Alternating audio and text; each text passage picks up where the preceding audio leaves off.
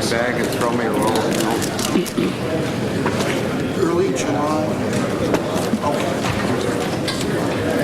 Just ahead, we return to the central hearing facility in the Hart Senate Office Building here on Capitol Hill for continuing coverage of this week's hearings of the Senate Select Committee on Intelligence.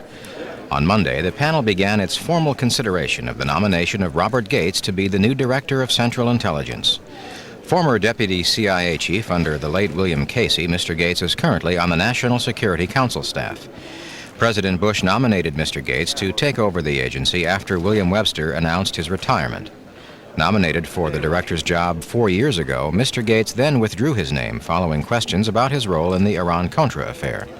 Robert Gates, 47 years old, obtained a bachelor's degree from the College of William and Mary and a doctorate from Georgetown University. He is widely considered to be an expert on Soviet affairs.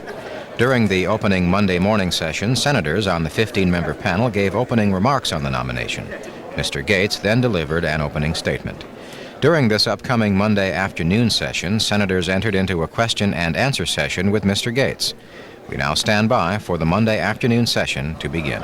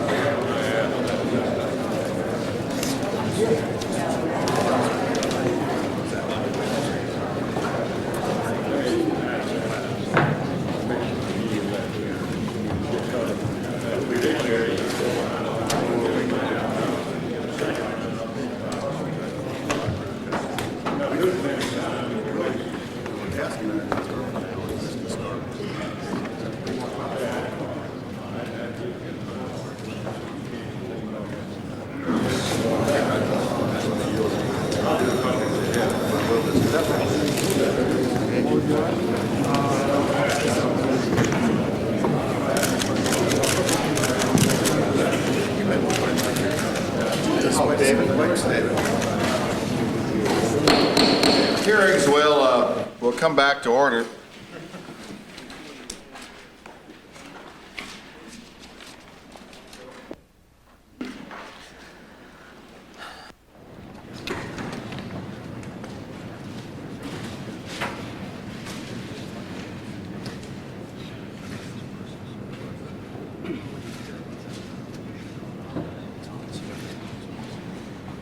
We'll resume at this point. Let me say that, and I've not had a chance to discuss this with the nominee, some senators have indicated that they may have a little longer questioning period than we originally anticipated.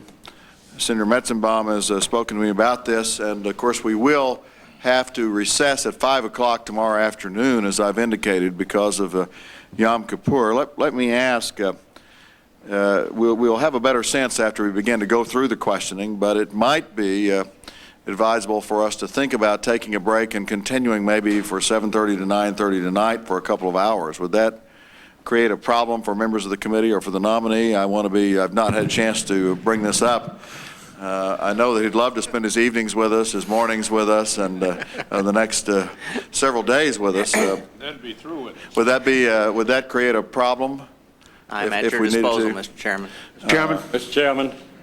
Yes, sir. Senator Hollings first, and then Senator Rudd. Mr. Chairman, with relation to our distinguished colleague from Ohio, Senator Metzenbaum, maybe I can ease that problem by yielding my first half hour to Senator Metzenbaum, and then on a second go-round late tonight or late tomorrow night, I'm available.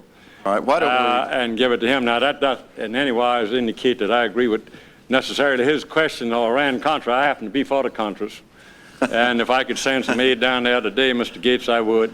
So don't misunderstand where I'm coming from. But I think Senator Metzenbaum is jumping between judiciary and the Clarence Thomas hearings and up here at the Gates hearings. And if we could ease that pressure a little bit and give him a full hour when he does come, I'd yield my first half hour and get my time on a Well, I appreciate that, and we might, Yeah. let me say to staff for Senator Metzenbaum, if you would notify him that Senator Hollings would yield him his 30 minutes, which would be the fifth person to ask questions today, would let him know, and then we'll have a little better judgment if time goes along. If we don't have to go into the evening hours, Senator Rudman, who's seeking recognition, has indicated to me there are some other committee meetings, ethics committee responsibilities. Yeah. Mr. Chairman, at the risk of breaching confidential information, and the press is all smiling broadly, the Ethics Committee is going to be meeting starting this evening at 6 o'clock, maybe every night, to deliberate an important matter now pending before it. And I deem these hearings extraordinarily important, and I would hope to miss very little of the questioning of this witness. But I did want to put that in the record. I will do what I can. I understand the chairman's need to accommodate the schedule. I agree with the chairman's desire, but I do have that problem and wanted the chairman to know that and make it a matter of record. I understand. I appreciate that. And let me say we'll endeavor not to go into the evening hour tonight, but it may be necessary. We'll have a little better idea when we see how the questioning proceeds. And we will commence at 9 o'clock in the morning instead of 9:30 in order to again move the process as long as best we can, because we will recess at 5 o'clock tomorrow afternoon for the observance of Yom Kippur, not be in session on Wednesday at all. So we will complete by 5 o'clock, time certain tomorrow afternoon, and we will just monitor the schedule as we go along. There are a couple of items that I want to mention otherwise. There was a question raised about Colonel North this morning, and whether in light of the dismissal of the charges, the current pending charges by the special counsel against Colonel North, would it be appropriate for us to call Colonel North as a witness?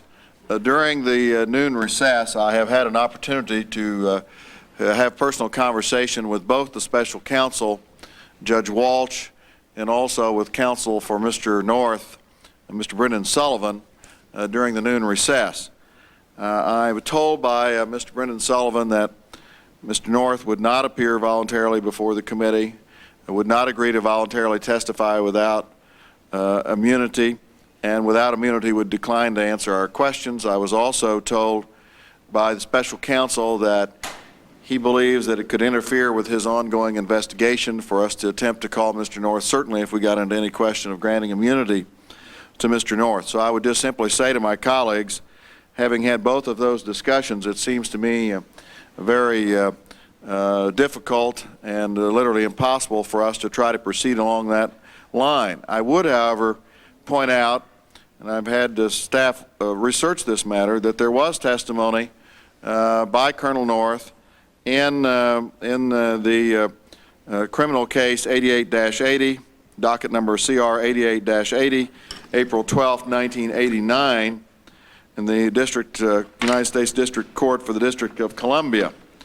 And I simply want to read into the record at this point and make it a part of the record because I think it does relate to the question of Colonel North's relevancy to these hearings. The following question and answer given by Colonel North in the course of that trial. And I read this into the record at this point. Question, referring to an earlier statement by the witness, when you say Director Casey was, of course, aware of that, you mean the use of the Iranian arms sales money for the Contras? Answer by Colonel North, yes, sir. This relates back to the exact testimony that Senator Chafee was asking me about this morning. Colonel North's answer, yes, sir. Question, is that something you had told him? Answer by Colonel North, it would have been back in probably January or very early February of 1986 before the first transaction of that kind occurred. Question, had you told the same thing to Deputy Director of Central Intelligence Agency Gates, that Iranian arms sales money were being used for the Contras? Answer by Colonel North, I do not specifically recall telling Mr. Gates that at any point, at any time in the whole process up through the end of the operation. Let me repeat that. I do not specifically recall telling Mr. Gates that, meaning about the diversion, at any point, at any time in the whole process up through the end of the operation. So I read that into the record. There has been testimony in the court proceedings by Colonel North in relationship to what he might have told or might not have told the nominee in regard to the diversion. But I would just simply indicate, because I've been asked questions by members and others as to whether or not we would expect Colonel North to be a witness. We would not expect him to be a witness in light of the conversations that I've had with both the Special Counsel Judge Waltz and also with Mr. Brendan Sullivan, his counsel. At this point, we'll proceed with the questioning of the nominee. And again, Mr. Gates, let me remind you that you remain under oath. I'm sure you understand that. Yes, sir. And we appreciate your comments this morning. Let me say that in listening especially to those remarks that you made at the conclusion of your prepared text, I was struck by the sincerity of them, by the openness and candor of those remarks. And when you indicated in the course of those comments and the comments that you made to us this morning that you had worked very hard to restore what you viewed as the broken trust that had occurred between the intelligence oversight committees and the agency, and both during the time that you served as acting director and during the time that you served as deputy to Judge Webster. And let me say that I had full and adequate opportunity as chairman of this committee to observe your efforts in that regard. And I would concur with what you said. There's not a doubt in my mind that you worked very hard to restore that relationship of trust. And let me simply say, as one senator, I appreciate the fact that you made such an effort, and I think it is an effort that has renewed the relationship of trust, helped to renew it between this committee and the agency. And from my own experience, I would simply say that during the time you served as acting director and then as deputy director under Judge Webster, there was never a time in which I felt you were not forthcoming in terms of providing information we requested, or beyond that, bringing information to us that you thought we perhaps should know, even if we didn't have the foresight to ask the specific question or to ask for the specific information. So I do think there was a policy of going beyond what merely was required, and I saw a lot of evidence that not only did you do that, but you were advising Judge Webster as director to follow the same policy. So I appreciate that. I want to follow up on several questions that have been raised by members this morning in the course of the hearings.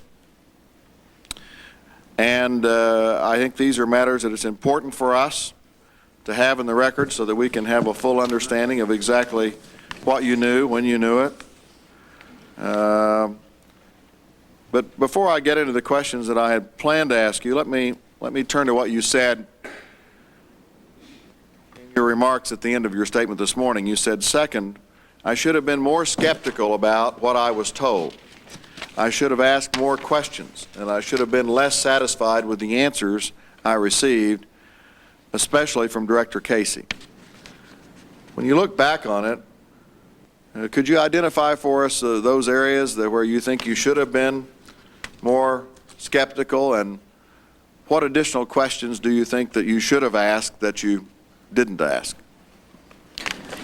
Mr. Chairman, I think of two examples that I had in mind when I wrote that portion of those remarks.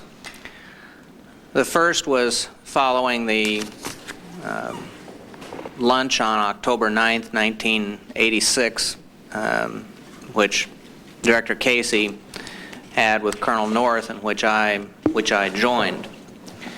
I've testified before that at the very end of that lunch and at the end of a discussion of the Hassenfuss aircraft, in which I had sought assurance that, although I'd already gotten it from our Directorate of Operations, I double-checked with Colonel North just to try and cross every T and dot every I that he wasn't aware through his contacts with the private benefactors of any CIA connection with anything that they might be up to. And in the connection with that discussion, at the very end of the luncheon, as I was getting up to leave, Colonel North made, as I've referred to before, a comment with respect to a cryptic remark about Swiss bank accounts and the Contras. I walked on out of the room, and a few minutes later went back into Mr. Casey's office and said, you know, that just puzzled me, and I wonder if there's something that we should be concerned about there. Is there some problem or something we should pursue? And Mr. Casey basically said, well, I didn't pick up on what he said, or I didn't catch it, and there's nothing to it, don't worry about it. And I let it go. And in retrospect, that's the first instance where I believe if I had the opportunity to do it over again, I would have pressed him harder and said, well, now, no, let's think about this. Maybe there's a real problem here. The second example is after the director and I met with Admiral Poindexter and gave him Mr. Allen's memorandum of 14 October 1986. We met with him on the 15th and gave him that memorandum. And during that meeting, Mr. Casey had advised him to have the White House counsel review the entire Iran initiative, make sure everything was okay, much as I had asked our CIA counsel to review it, and also to think about making it public, that it ought to be made public. And I should have, at that point, drawn Admiral Poindexter's attention to the specific reference in the Allen memorandum to the possibility that if Mr. Ghorbanifar wasn't paid his money, one of the allegations he might make against the United States was that the money was going to other projects of the United States and the government of Israel. I did not push him on that. Similarly, and it's really part of that same second example, when we met with Admiral Poindexter on the 6th of November, and Say we, you mean Mr. Casey, Mr. Casey and I had our regular weekly meeting with Admiral Poindexter. Casey again recommended to Admiral Poindexter that he have the White House counsel review it, and Admiral Poindexter, as I recall, said, I don't trust Wallison to keep his mouth shut. And I think he may have said, I'll have my own counsel or somebody look at it. I should have at that point pressed harder in terms of saying, well, if you don't trust your counsel, the White House counsel to look at it, maybe you ought to have the Attorney General look at it, or somebody else. I should have pressed harder. So those are really, I guess, three examples that I had in mind when I wrote my added remarks over the weekend that where I think in retrospect, as I've thought about it over the last several years, where I wish I'd pressed harder. Well, I thank you for making that clear. And again, I know those were not easy comments for you to make.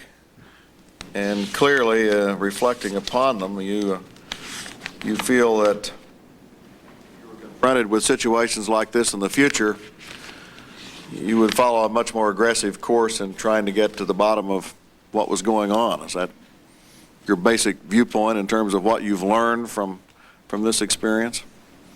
Yes, sir, and I think that one example that I'm some of the questions that have already been asked you and at your answers and to follow up on them. The most important development in the unraveling of the Iran-Contra affair, of course, came at the news conference of the Attorney General on November 25th, 1986, when he explained that a document had been found that showed that the proceeds from the U.S. arms sales to Iran had indeed been used to assist the Nicaraguan resistance. This occurred during a period of time when U.S. assistance to the Contras, other than intelligence sharing and communications assistance, was prohibited by law. This, of course, is what we've been referring to as the diversion, and it became the focal point of the Iran-Contra inquiry. And of necessity, as we've already indicated, it's must be one of the focuses of our hearings on this in this confirmation process. So I want to go back so that we can all determine on this committee during what time you did learn about the diversion, what you were told about it, and what actions you did take. So I want to go back over some of this same ground. You just touched upon it in the comments that you just made. Mr. Gates, you testified that the first time you recall hearing about a possible diversion of funds from the Iran arms sales to the Nicaraguan Contras was on October 1st, 1986, when Mr. Charles Allen, the National Intelligence Officer for Counterterrorism, brought his concerns to you. Is that correct? That is correct. When you testified about this matter at your DCI confirmation hearing in February 1987, the Iran-Contra investigation was just getting underway. Now we have the results of that investigation, and one thing that has emerged from that investigation was an interview with the CIA Deputy Director for Intelligence, Mr. Richard Kerr. Mr. Kerr is now the acting director of the agency. We will be hearing from him in the course of these hearings. He did not testify under oath in 1987, but we received his sworn testimony in closed session last Wednesday. Mr. Kerr testified in the late August of 1986 that Charlie Allen came to him with his concerns about a possible diversion. And he testified that Mr. Kerr, then discussed these concerns with you. This could have been at least a month, he said, before Mr. Allen brought his concerns to you on October 1st, 1986. Do you have any recollection of Mr. Kerr's discussing the diversion with you prior to your meeting with Charlie Allen when he discussed it with you on October 1st, 1986? No, sir, I do not. I think that, in fact, Mr. Allen has testified that when he briefed me on the 1st of October that I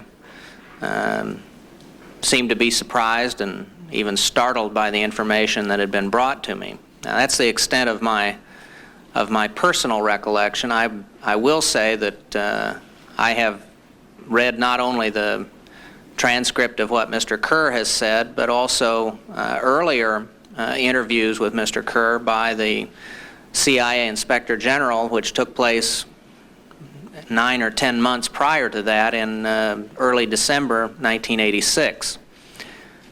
I think it's important in placing this in context, and again, I'm reconstructing at this point the kind of relationship that Mr. Kerr and I had at that time. He had served as my deputy when I was DDI, Deputy Director for Intelligence, and I had certainly supported his promotion to that position when I became Deputy Director of Central Intelligence. Mr. Kerr and I talked many times, virtually every day. We would have hall conversations, we would have many informal conversations, and I believe that Mr. Kerr has testified that on this occasion, when he talked to me, that he had briefed me on several items, and that he did not dwell on this item in particular. He briefly went over it. He indicated, I gather from the testimony, that he did so very quickly. And he did indicate that I told him to keep me informed, and he also acknowledges that he never came back to me. So As I say, I have no recollection of that conversation, and frankly, given the circumstances in which he describes that it took place, that doesn't surprise me. So again, not only do you not recall the conversation, you can't think of any other time in which Mr. Kerr returned to you with any additional information or in the sense of reporting back to you about these concerns. That is correct. Mr. Allen also testified that he took his concerns about a possible diversion to Mr. Kerr in August, and Mr. Kerr's top assistant, John Helgerson, has submitted a sworn statement that he attended Charlie Allen's meeting with Mr. Kerr where the diversion was discussed. And Mr. Helgerson says that Mr. Kerr told him later that he, Mr. Kerr, had discussed this matter with you. How do you interpret this testimony? Mr. Chairman, I've never denied that Mr. Kerr may well have broached this subject with me. I've simply said that I had no recollection of it myself. I would regard Mr. Helgerson's recollection as adding weight to the fact that Mr. Kerr did in fact come to me. But if Mr. Kerr did indeed have some conversation with you about it, either for the way in which the conversation occurred, whether it included several other subjects or the circumstances in which it occurred, it did not register with you that this serious accusation was being made. No, sir, and to the degree that I was concerned, as I say, Mr. Kerr has said I asked him to keep me informed. In his sworn testimony last week, Mr. Kerr stated that when he told you of the concerns about a possible diversion of funds from the Iran-Contra or the Iran arms sales to the Contras, you replied that you had already heard rumors to that effect. In other words, according to Mr. Kerr, his meeting with you was not the first time you had heard something about a possible diversion, or at least that was his implication. Does this refresh your recollection in any way, and can you recall any circumstances that might have led you to comment about rumors, shed any light on what you might have meant by using the term rumors, if indeed you did use that term? The only context that I can add, Mr. Chairman, is that I've testified several times that throughout the preceding year or so, we had heard rumors about funding, where the Contras were getting their funding.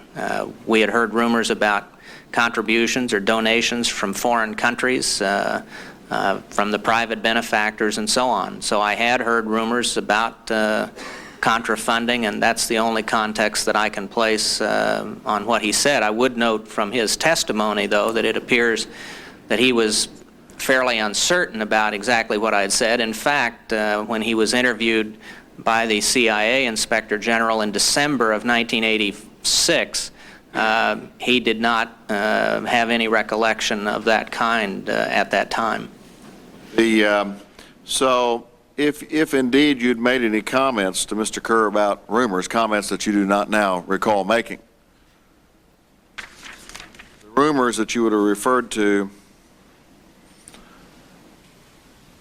would not have been a direct reference to rumors of a diversion directly from arms sales to Iran to the Contras? Absolutely not, Mr. Chairman. Let me rephrase the question. Did you hear any rumor, or did you become aware of any rumor prior to Mr. Allen's conversation with you on October the 1st about the diversion of arms sales to the Contras? My memory of this from the very beginning is that the first I heard was from Mr. Allen. Including even hearing rumors to that effect? That is correct. Your first recollection, then, of hearing concerns about a possible diversion would Well, then... Mr. Chairman, I'm mixed up here, and can I just ask one question in the flow? I thought that the witness testified that he had heard. Now, the question you're directing to is in August of '86, and I thought that the witness said that he'd heard prior there to a series of rumors kicking around that there was funding going to the Contras, whether it was from private donations or from someplace. Am I mistaken? Isn't that what? Yes, that's correct, Senator Chafee. What I asked the witness was, earlier, he described the rumors he had heard as having to do with the Contras getting money from someplace. What I asked the witness was, had he heard a rumor specifically that the arms sales diversions, there were diversion of funds from the arms sales to Iran to give the Contras money. And my understanding, let me restate it to Mr. Gates, my understanding is he is saying he had not heard a specific rumor to the effect that arms sales proceeds were going to the Contras prior to his conversation with Mr. Allen on the 1st of October. Have I stated that correctly? Yes, sir, and that is my recollection. Thank you. Your first, as I say, your first recollection was then in hearing about it from Charlie Allen. It now appears, however, that at least one other senior CI official, Alan Fires, the head of the Central American Task Force, had direct knowledge of the diversion before October 1st, 1986. According to his plea, Mr. Fires was told by Oliver North by late summer of 1986 that proceeds from U.S. arms sales to Iran had been used to support the Contras. And Mr. Fires conveyed this information personally, this is according to Mr. Fires' plea, that he conveyed this information personally to his two immediate superiors in the CIA, Claire George, the Deputy Director for Operations, and the then Chief of the Latin American Division, by late August of 1986. So I'm quoting here what Mr. Fires says in his plea. He told Claire George and the Chief of the Latin American Division by sometime late August 1986. Did Mr. Fires ever tell you that North had made this statement about the diversion? He did not. Did the division chief of Latin American Division at that time ever tell you that North or anyone else had made this kind of statement about a diversion? He did not tell me what Fires is alleging he told the division chief. So let me put it this way. Did the chief of the Latin American Division during this period of time prior to October 1st, 1986, or prior to the public disclosure of the diversion, did the chief of the Latin American Division ever come to you and tell you about the diversion? He did not. Did Mr. Claire George ever tell you about the diversion of funds to the Contras? He did not. Prior to its being made public? He did not. Did Mr. Claire George ever tell you that North had made a statement to him about the diversion? He did not. After Charlie Allen brought you his concerns about a diversion to the Contras, did you ever ask the CIA officials who were responsible for Nicaraguan operations whether they had any information that might confirm Mr. Allen's concerns? No, sir, I didn't. Specifically, did you ask Mr. Fires, as chief of the Central American Task Force, or did you ask the head of the Latin American Division chief if they might have any information that would relate to Mr. Allen's suspicions? No, sir, I didn't. After I told Mr. Allen to see the director and to convey his concerns to the director, he did that on the 7th of October, and we asked him to put his concerns in writing. He did that and gave us that paper on the 14th of October. At that point, I asked Mr. Casey for permission to share with the General Counsel the information that Mr. Allen had conveyed in his memorandum. To the best of my recollection, the General Counsel is the first person that I shared that information with. So your action was to say to Mr. Allen, we're going to take this to Mr. Casey, put it in writing, and you also took these charges to the General Counsel, is that correct? That is correct. Why did you not, since they were dealing directly with this program, since we had Mr. Fires as the head of the Central American Task Force, and we had the head of the Latin American Division obviously dealing with Latin American programs, why did you not, in addition, raise questions to them about Mr. Allen's concerns? Well, quite frankly, Mr. Chairman, I think that this is one of those areas during that first 2 weeks in October where I could have and probably should have acted more aggressively and involving more people. I had come in the middle of the Iran initiative when I became deputy director. It had already been underway for several months. It was an area that Mr. Casey had handled primarily, and it seemed to me that when Alan came to me with his speculation, and he has variously described his own presentation to me as an analytical conclusion and as sheer speculation, I certainly took it as speculation. It seemed to me that the appropriate thing was to take it to Mr. Casey.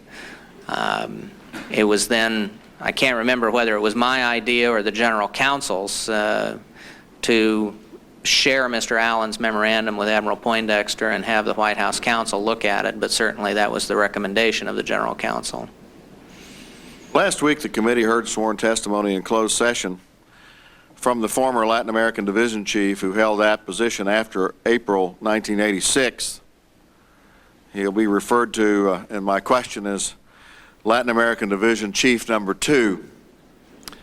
The Latin American Division Chief 2 did not recall any mention of a diversion, but he recalled one occasion when Mr. Fires came to him and asked what to do if he learned something very sensitive about an operation. And I'm now going to quote what the LA Division Chief number 2 said. He said, quote, "Alan came to me and said a very conjectural thing, kind of thing. He said, what if I were to know something very either sensitive or important or scandalous or something about this whole program we're involved in? Who should I talk to about it?" Or something like that. And I can't remember what it was, but it was very conjectural. And what if and I can't remember the wording he used, he's talking here about Alan Fires, but it was clear to me that the conversation had nothing to do with the agency. And I don't remember what I told him back, but I think I would have told him something like, if it's something that's illegal, you better tell the lawyers. Or if it's something that's politically a hot potato, I would take it to the 7th floor, meaning the management floor, administrative floor of the agency. I asked the witness if he remembered directing Mr. Fires to pass the information on to Claire George immediately. And the Latin American Division Chief number 2 replied, well, I think I would have said the 7th floor. Whether I said Claire George, who would be the next one up, or whether I said Casey, I just can't recall. This testimony suggests the possibility that the rumors Mr. Kerr recalls you mentioning in August might have been the result of Mr. Fires reporting Oliver North's statement about the diversion to someone on the 7th floor. Do you think that's a possibility? I just don't know the answer, Mr. Chairman, to that. It could be. I just don't know. But had you ever heard anything from anybody else on the 7th floor about Alan Fires coming to talk with them about possibility of a diversion of funds? No, sir, certainly not. I don't have any recollection of it, and certainly not before Charlie Allen came to me. I don't have any specific knowledge of it. As Deputy Director for Operations, Claire George was aware of both the Iran arms sales and the Central American program. They were both operations programs, so obviously he was aware of both. He was in charge of all the agency's clandestine operations. After Charlie Allen explained his concerns about the diversion on October 1st, did you ever ask Claire George what he might know about it? I don't believe so, no, sir. Again, the reason is that you felt it was more appropriate to take it to Mr. Casey and higher authority. Is that the reason? That is correct. The public record of the Iran-Contra investigation shows that Claire George, as head of the Directorate of Operations, assigned a senior Near East Division case officer to work with Ollie North and Charlie Allen on the Iran arms sale, and that the chief of the Near East Division, Tom Twetton, was monitoring the Iran operation closely. Given the direct involvement of the Operations Directorate with the Iran arms sale, why didn't you ask Claire George whether he or any of his people might know something about it, or why didn't you ask Tom Twetton about what he knew about what Charlie Allen might have been saying about a diversion?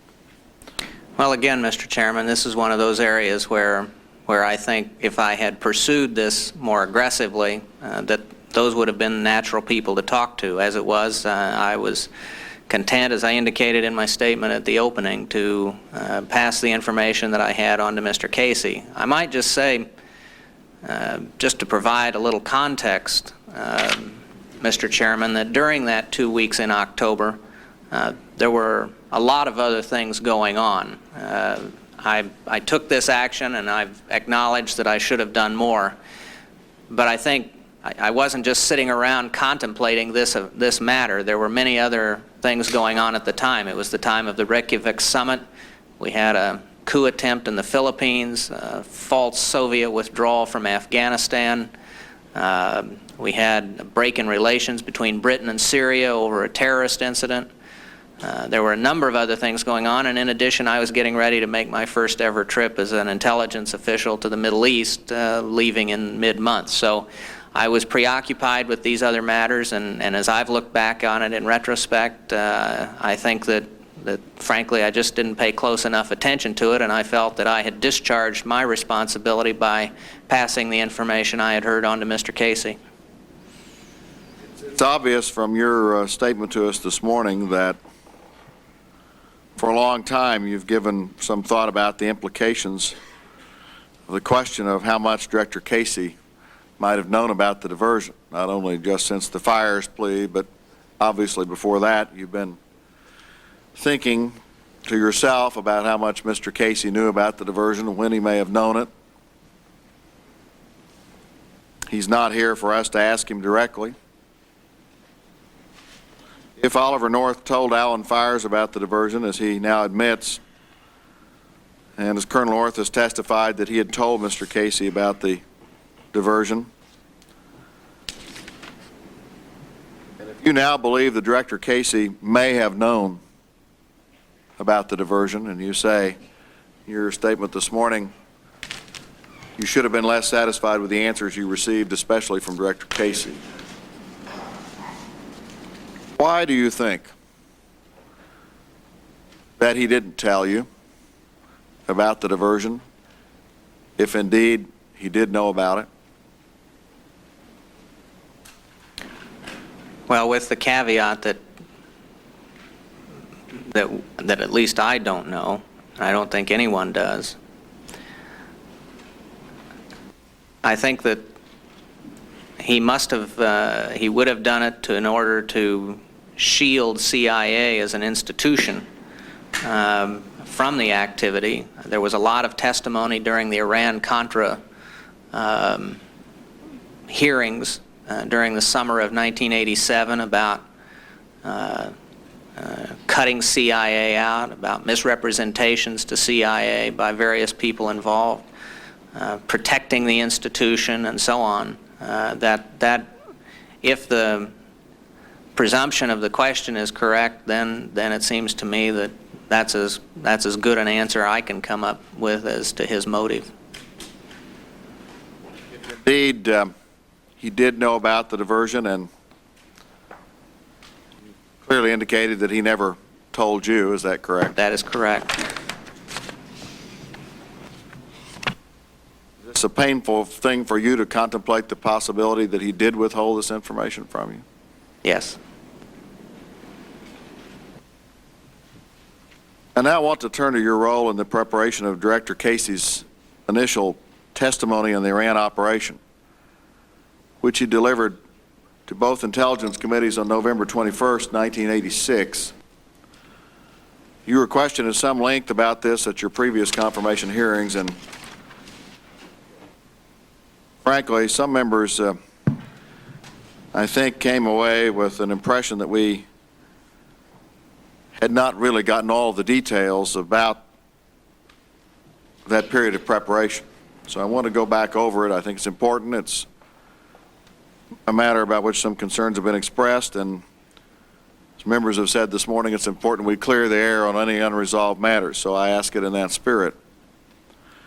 Indeed, the prepared statement that Mr. Casey delivered that day, omitted significant details about the Iran operation, which the documentary evidence showed that you and others at the CIA might have been aware of or might have been exposed to during the previous year. There was no mention, for example, of the speculation that you and Director Casey had heard from Charles Allen about the so-called diversion. That was not mentioned in the statement. There was no mention that the CIA might have known that in the November 1985 flight from Tel Aviv to Tehran was carrying Hawk missiles. There was no mention of the finding the CIA drafted to retroactively authorize the assistance that CIA had provided the November flight. There was no mention of the roles that Mr. Secord or Mr. Hakeem might have played. No mention of Colonel North or Poindexter by name.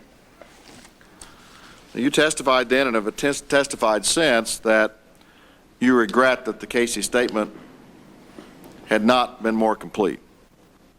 It was the best that could have been done, you said, under the circumstances, and you have strongly denied that there was any deliberate attempt by you to conceal relevant information from the committees.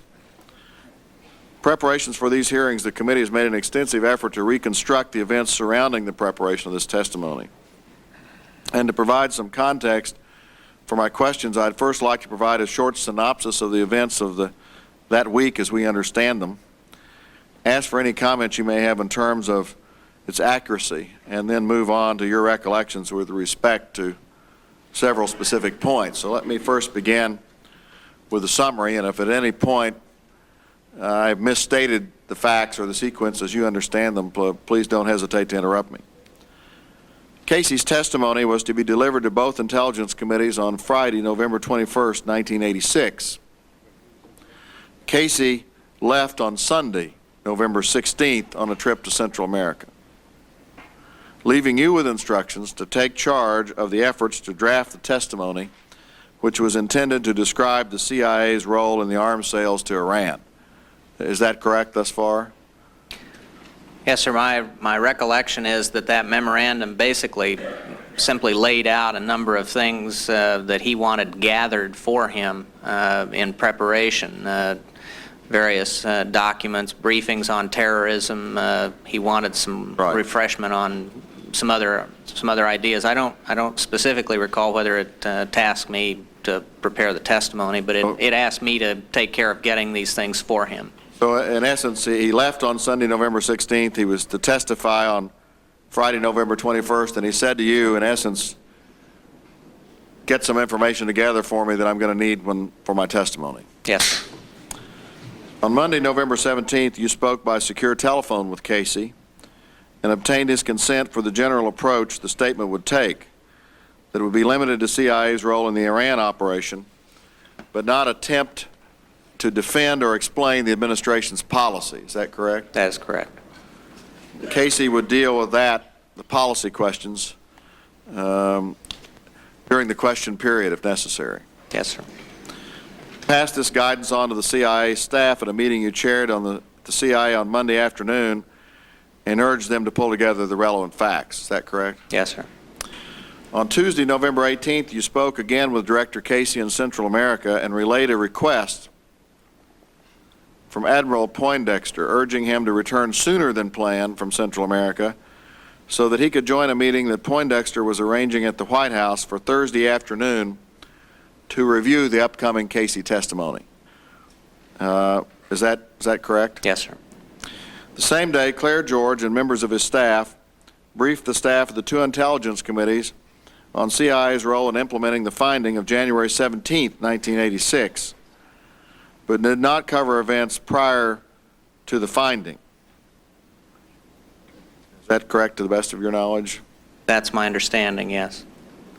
First draft of Casey's prepared testimony was completed based largely upon information included in the staff briefings. That would have been on Tuesday, November 18th, the first rough draft of the Casey testimony. I think, Mr. Chairman, as we've been able to try and reconstruct it, and I admit that this has been one of the, reconstructing these drafts and so on has been one of the most elusive things we've dealt with in trying to put together what actually happened that week. The best picture that I've been able to put together from the testimony and the statements of a variety of other people is that, first of all, we were unable to pull together a draft statement in time to be sent down to Mr. Casey. He had hoped that one of our officers could bring down a draft statement to him in Central America that Wednesday that he could then work on his way home. We had a great deal of difficulty, and you will probably get to this in your chronology, but as of Wednesday afternoon, we were having a great deal of difficulty, the Directorate of Operations officers, in pulling together an accurate picture of, in fact, exactly what had happened, particularly in November of 1985. A lot of the principal characters, Mr. McMahon, Mr. Junowitz, Stanley Sporkin, had all gone on to other jobs and were no longer with the agency. So we were unable to get a draft to Mr. Casey on Wednesday. We think that the first full draft of the testimony that Mr. Casey was to deliver is the draft that is dated 1200 hours on Thursday the 20th. Prior to that, people were basically working from chronologies as best as we've been able to reconstruct it. All right. So, as you understand it, there wasn't a formal first draft on Tuesday. There were still various documents and various chronologies and other documents in various stages of preparation. That's my understanding, yes, sir. And that you didn't, at least you didn't have anything completed in time to send it to Mr. Casey on Wednesday on Wednesday. That's correct. Now, again, further, we've tried to go through this very same process here at the committee staff, trying to reconstruct this chronology. According to our best efforts, on Wednesday afternoon, you chaired another meeting with the CIA staff involved in the drafting effort. Do you recall doing that? Yes, sir. At this meeting, it became apparent that with respect to the period prior to January 17th, or prior to the January 17th finding, 1986 finding, the staff has conflicting information about it. Apparently, the people you're dealing with have some conflicting information about what went on in the agency or what went on in general prior to the finding being issued on January 17th. Yes, sir. In fact, the reason that the meeting, that I called the meeting, was that the General Counsel had begun coming across information that indicated a great deal of uncertainty on an important point, which was who in CIA had known in November 1985 what was on the aircraft that flew to Iran. The original premise of those who had put together the chronology and were doing the basic work, most of whom, and perhaps all of whom, had not been involved at that time, so were working on the basis of other people's recollections. Their original premise had been that no one in CIA had known what was on that airplane in November 1985 contemporaneously.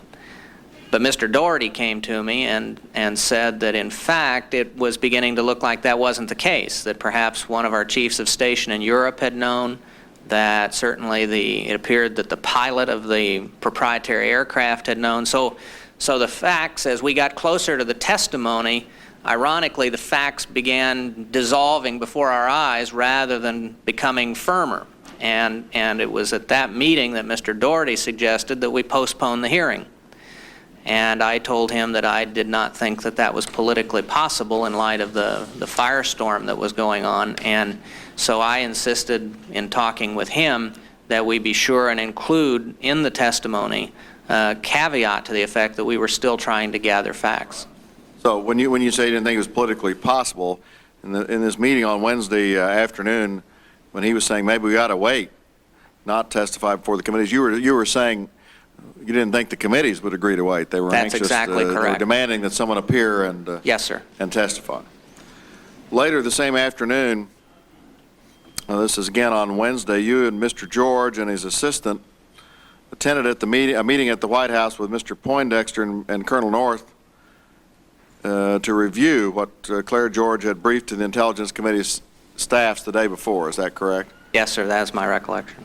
And Mr. Casey then returned very late that evening from Central America with well, we have here that he returned with a copy of his draft testimony which had been couriered the day before, but you're indicating you're not sure whether there was a draft prepared sufficiently to have been sent to him yet or not. We have not been able to find such a draft, Mr. Chairman. So you're uncertain of that. Yes, sir. But he did return that evening from Central America. Yes, sir. And on Thursday morning, according to our best information, Casey had a meeting in his office which you attended along with the CI officers most knowledgeable of the Iran arms sales operation to discuss their recollections. Is that correct? I had lost track of that meeting, but The next morning after he got back, Yes, he sir. convened a meeting. Does that sound right to you, that he convened a meeting Probably, of yes, several sir. people to discuss their recollections, and then a new version, or perhaps the first complete version of a statement then was prepared. Yes, sir. According to our records, at 1:30 Thursday afternoon, you and Director Casey attended a meeting at the White House with Poindexter, North, Attorney General Meese, Assistant Attorney General Charles Cooper, and others, we're not sure what others, to discuss Casey's prepared testimony, or the testimony he was to give. When I went to the meeting, Mr. Chairman, I thought that the sole purpose for our attendance was to correct something in the record where there had been a difference between the CIA recollection and the NSC staff, specifically Colonel North's. And I think it came out of a meeting the preceding afternoon between the fellow doing some of the work for the agency on the chronologies and Colonel North, in which there was a difference over who had asked for the use of the proprietary aircraft in November 1985. Our staff was saying that it was in fact Colonel North. Colonel North was suggesting that the Israelis had asked for it. So my sole purpose in going to this meeting, and frankly I had thought that it was the primary purpose of our going, was simply to clarify this and basically say that we had a couple of officers who were prepared to swear that our account was an accurate one. And that change was sort of automatically accepted. There was no dispute or issue over it at all. I might add that a meeting was in progress involving Admiral Poindexter and the Attorney General and Mr. Cooper when we arrived, and they were still meeting when we left. Excuse me. Would you repeat the last sentence? Just that Admiral Poindexter had been meeting with the Attorney General and with Mr. Cooper when we arrived, and they were still meeting when we left. So really, you resolved this one issue pretty rapidly, and that was your major focus. Yes, sir.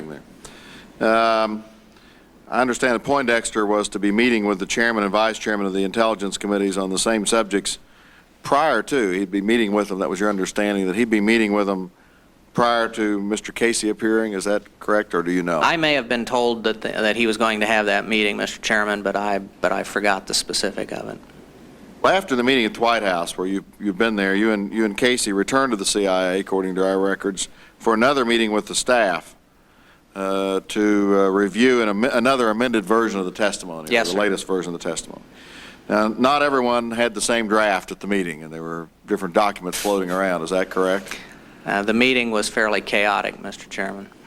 Mr. Casey made changes in the text, but participants were not sure of what he was doing. Is that a correct statement?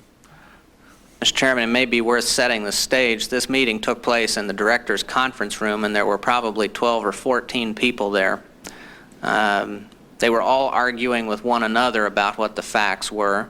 There was more than a little shouting going on. Casey was writing and tearing up pieces of paper, and there was just general pandemonium in the course of this thing, and it was very difficult to tell what was going on. So you weren't clear yourself exactly what changes Mr. Casey was making in the text? That is correct. I have to say, having been on the committee when we had special earpieces fixed in our hearing room so that we could hear Mr. Casey more clearly and try to understand what he was saying to the committee at all times, I can understand that. Our attempts technologically to improve the clarity of what he was saying were unsuccessful, I might say, too, during this period of time in the committee. It's clear, however, that the differing recollections of the period prior to January 1986 were offered.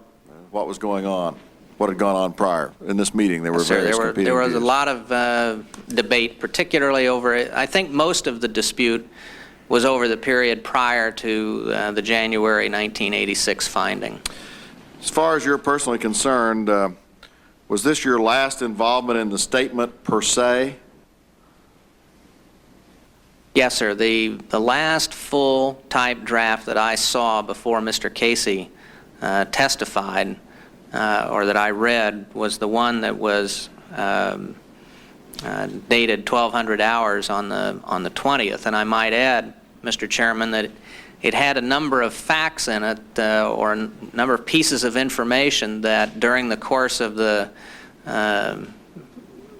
what resulted from that meeting that afternoon and then further changes overnight were deleted. It included, for example, the fact that the Israelis had vouched for the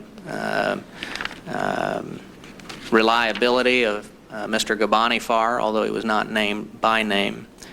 It included the fact that NSC had, in fact, asked for the use of the proprietary in November 1985. It had the name of the proprietary. It mentioned Mr. Hakim and the fact that he was a designated contact point. These were things that were in the statement when you last saw it. Yes, sir.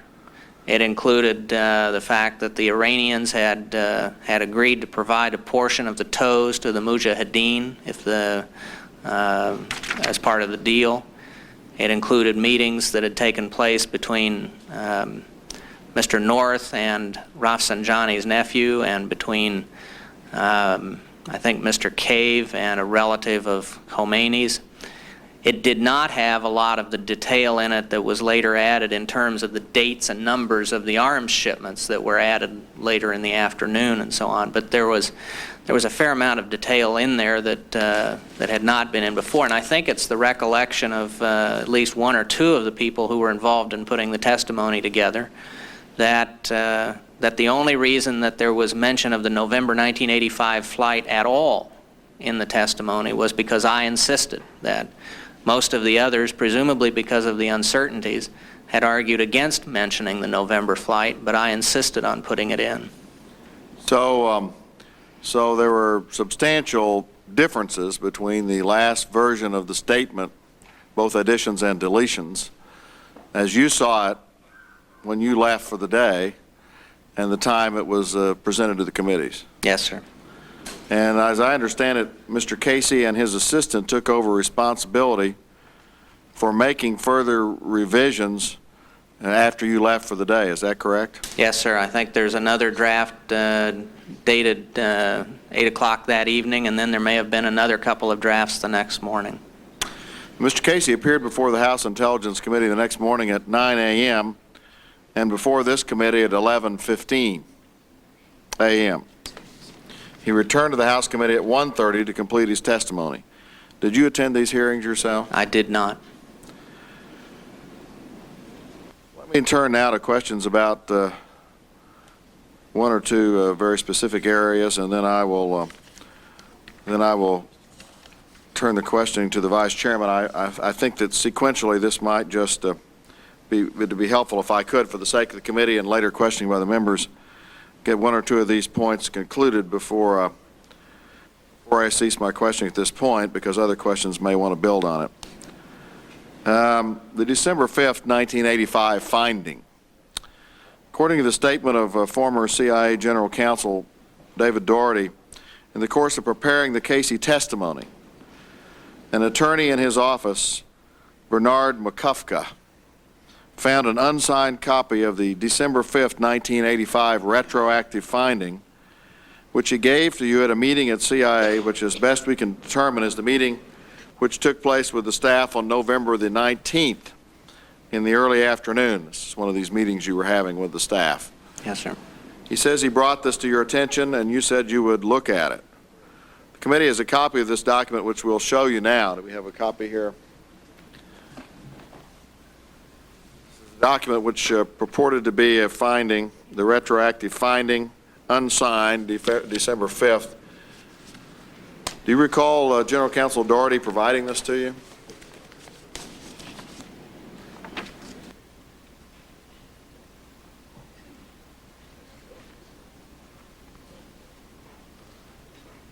I have no direct recollection of it, Mr. Chairman, but I have certainly no reason to quarrel with it.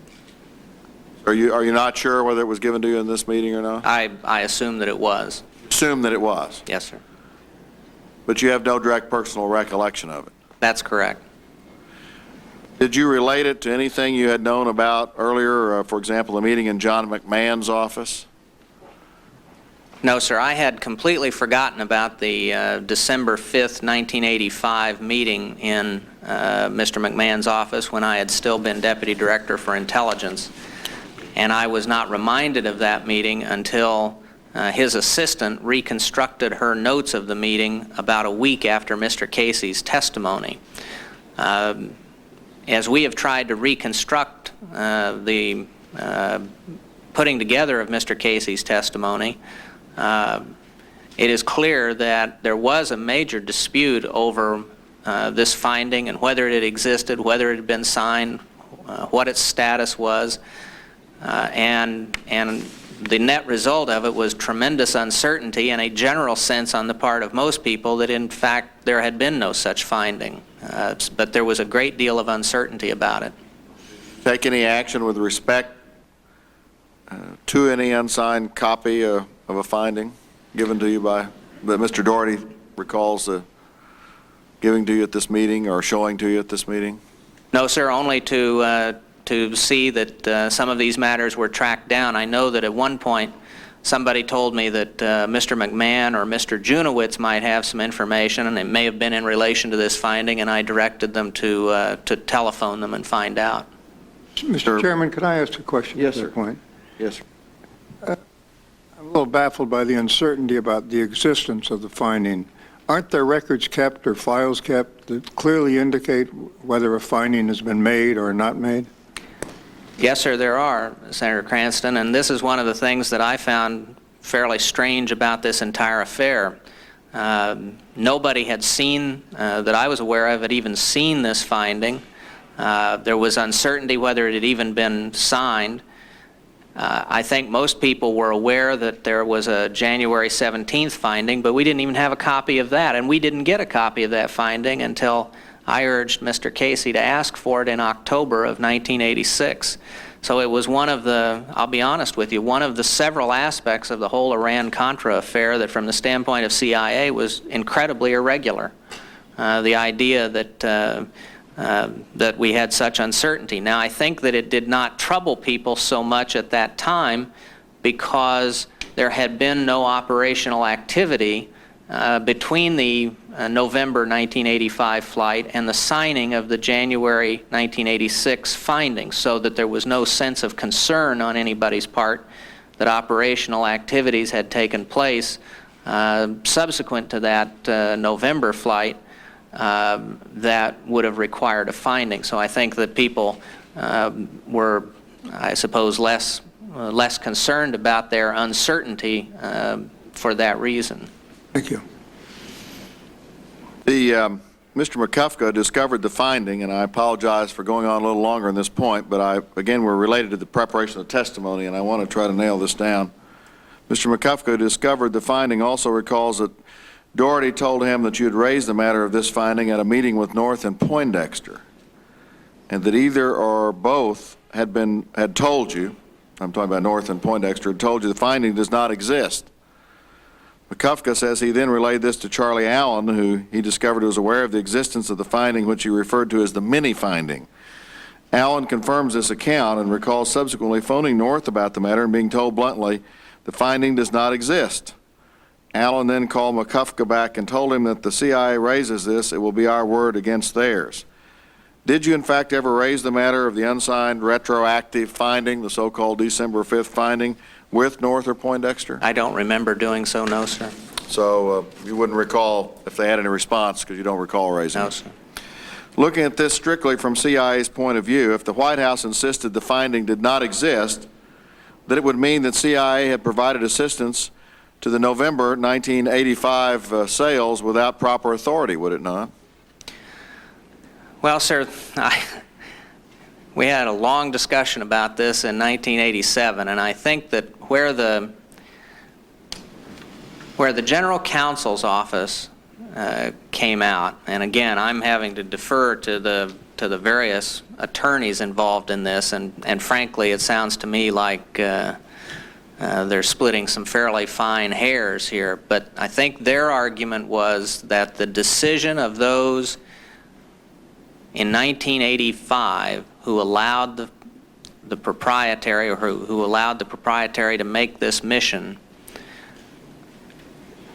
acted properly based on the limited information that they had at the time they made the decision. The reason that Mr. McMahon became upset when he learned about it early the following week, the next Monday, I think this happened over a weekend, was that McMahon had been told that there might be further such flights, and he realized that any kind of continuing effort like this would require a finding. And I gather that, as again, trying to piece it together in retrospect, that that was the view of the General Counsel at the time, Mr. Sporkin, and further that Mr. Sporkin wanted to try and write the finding in order to cover the November flight itself as sort of the beginning point of that.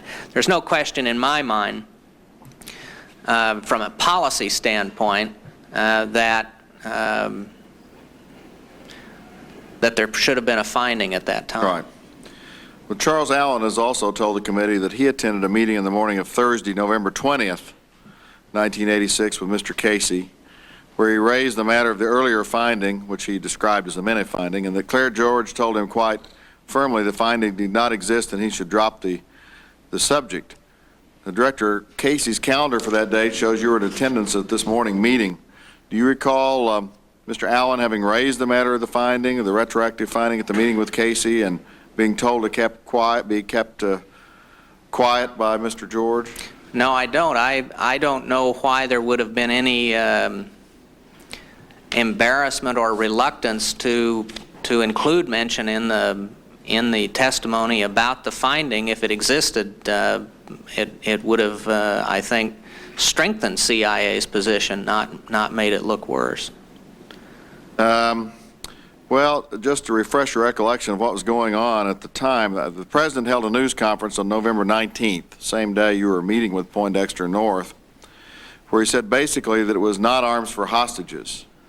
The wording of the December 5th, 1985 unsigned so-called retroactive finding flatly contradicted that. We now know that Admiral Poindexter ripped up the only signed copy of this finding on the afternoon of November 21st, the day of Casey's testimony, to prevent political embarrassment to the President. Were you ever told by Poindexter, North, or Casey that you should not raise the retroactive finding because it would be politically embarrassing to the President? Absolutely not. And I must tell you, Mr. Chairman, that as somebody who has sat in the bureaucracy and also sat in the White House for a long time, when there is a politically controversial event or a foreign policy catastrophe, which was what people believe we were confronting that week, the general instinct of most bureaucracies is a very real willingness to throw the President overboard at the first chance. So I've indicated earlier in our summary as we've gone through it, Casey's prepared testimony failed to mention the speculation concerning the diversion of arms sales funds to the Contras. And while you've said at different times that there were just bits and pieces about this, including what Charlie Allen had told you and what you'd passed on to Director Casey, the fact is if they were true, they would arguably constitute a violation of the law, in effect, at that time, which prohibited U.S. assistance to the Contras. Did it occur to you at this time that that would have been a violation of the law, and would it have made a difference in terms of your calculation not to put even some speculation of the diversion into the Casey testimony at that time? No, sir. After we had given Mr. Allen's memorandum to Admiral Poindexter on the 15th, I then left on a trip for the Middle East for some 2 weeks, and it broke my continuity with this entire business.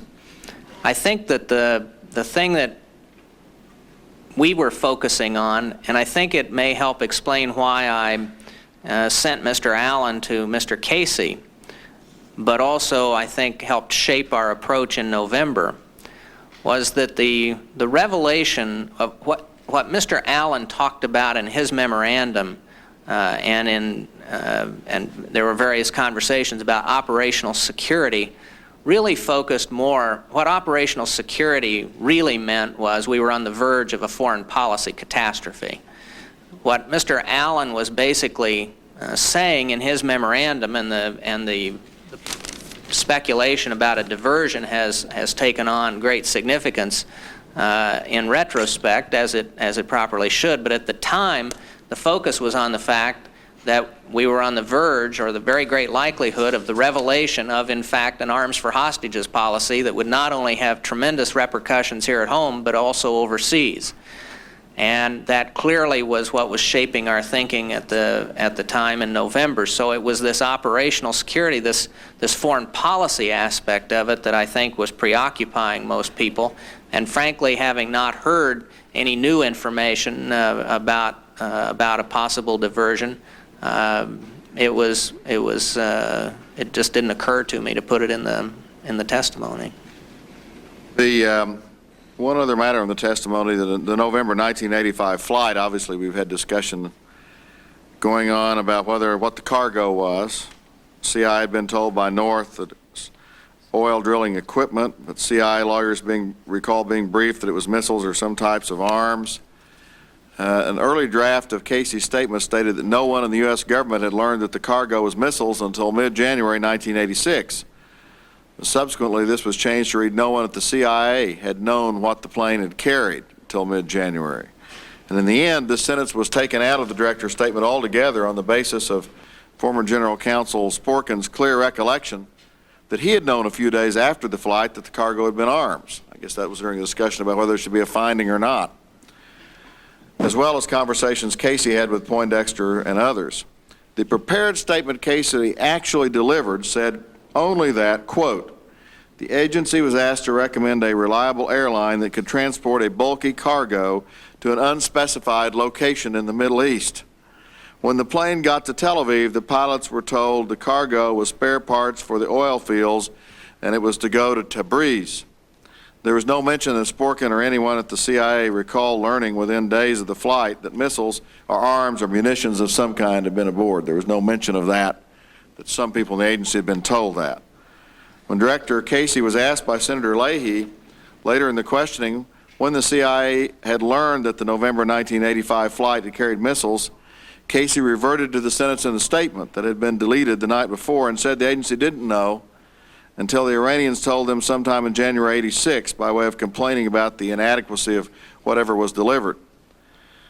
While it may be understandable the director was in no position to provide a definitive answer in terms of what CIA as an institution understood to have been on this November '85 flight, or when CIA officially learned this, why was there no mention that some present and former employees at CIA, particularly the former general counsel, recall being contemporaneously aware that the flight carried missiles or arms?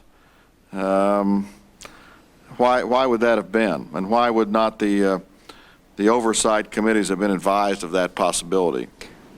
Mr. Chairman, that part of the testimony was completed after I had gone home, and frankly, in all of the disputes and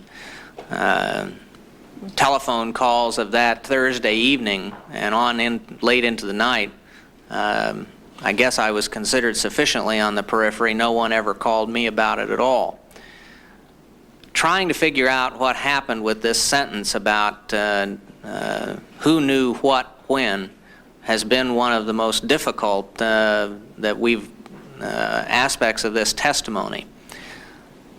As best as we have been able to reconstruct the sentence that no one in the U.S. government knew about the flight, knew what was on the airplane, never appeared in one of the drafts of Casey's testimony. I think what happened, and again I have to be a little tentative because of the nature of all of this, I think what happened was that when Casey and I went down to Poindexter's office on the afternoon of the 20th, we took with us a one-page chronology of CIA's involvement in the Iran affair. On that chronology was an entry that said no one in CIA knew what was on the plane. This had not been changed to reflect the discussion that I had had with Mr. Doherty the preceding afternoon, indicating that there was growing doubt about who in CIA had known what was actually on the plane. In any event, during that discussion, either Colonel North or Admiral Poindexter, and I've not remembered which, said, well, no one in the U.S. government knew what was on that plane, and Mr. Casey wrote that on that one-page chronology. I think that that is what then gave rise to Mr. Cooper's concerns that then involved, through the course of the evening, Judge Sophia and a variety of other people. But in none of the drafts of Mr. Casey's testimony that the agency has been able to locate does that a sentence appear in his testimony. And I think the reason that there is no reference to it is that late that night there was this long argument between Mr. McCullough and Mr. Doherty. Mr. McCullough was the staff officer handling the final drafts of the testimony with Mr. Casey, Mr. Doherty, the general counsel, debating between them and perhaps others about exactly how accurately they could say what had happened, and they finally gave up in despair that they couldn't figure it out and struck the sentence, or Mr. Casey struck the sentence, because he couldn't be sure what the facts were. I think that the slow progress of our investigation was reflected that a couple of weeks later when Mr. Casey testified, I think the sentence ended up back in to the effect that no one in senior management at CIA knew at the time what was on the plane. But I think it was the basis of I think it was this confusion and uncertainty that night that led them finally just to strike it all together because they couldn't be sure what was accurate. But that was all after I had left the scene. A couple of other quick final questions on this subject of the testimony. We now know there were efforts by Colonel North to construct false chronologies to conceal the role of the United States in the November '85 flight. Were you aware of any other attempt by North, Poindexter, or Casey to deliberately conceal U.S. or CIA knowledge of the November '85 flight from the intelligence committees? No. In this regard, Poindexter later testified that when he spoke to Director Casey at his home late in the evening of November 20th, this would be after you'd already left, that he told him that they would have to be cautious in terms of what they told the committees about the November 1985 flight.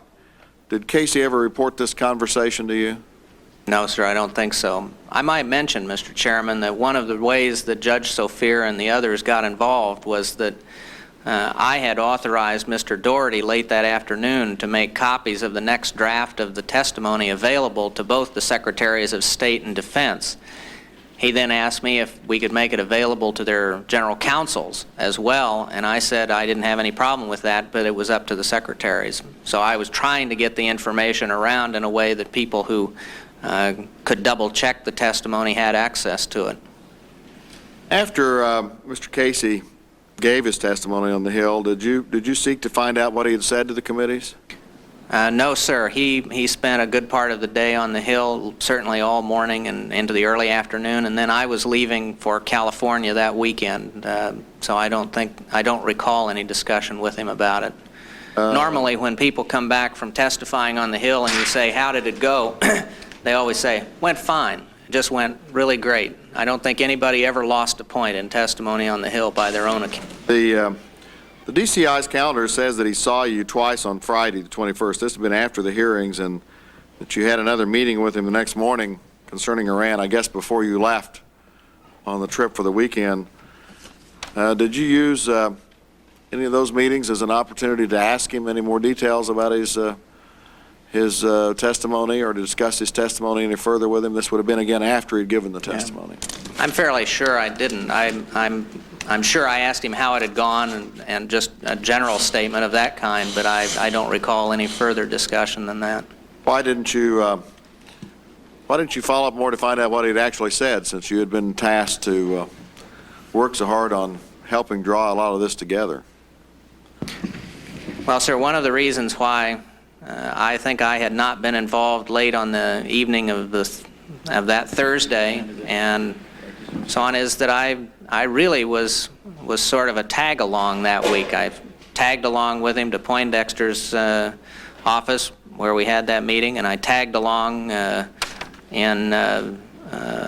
with Mr. George when he went down to debrief Mr. Poindexter on his meetings with the staff. Part of the problem was that these, certainly the most controversial aspects of all of this, affected a period when I had been Deputy Director for Intelligence and had no direct and in many instances even indirect knowledge of the facts that had taken place. And in fact, I think that it's that a number of the people who have been involved in the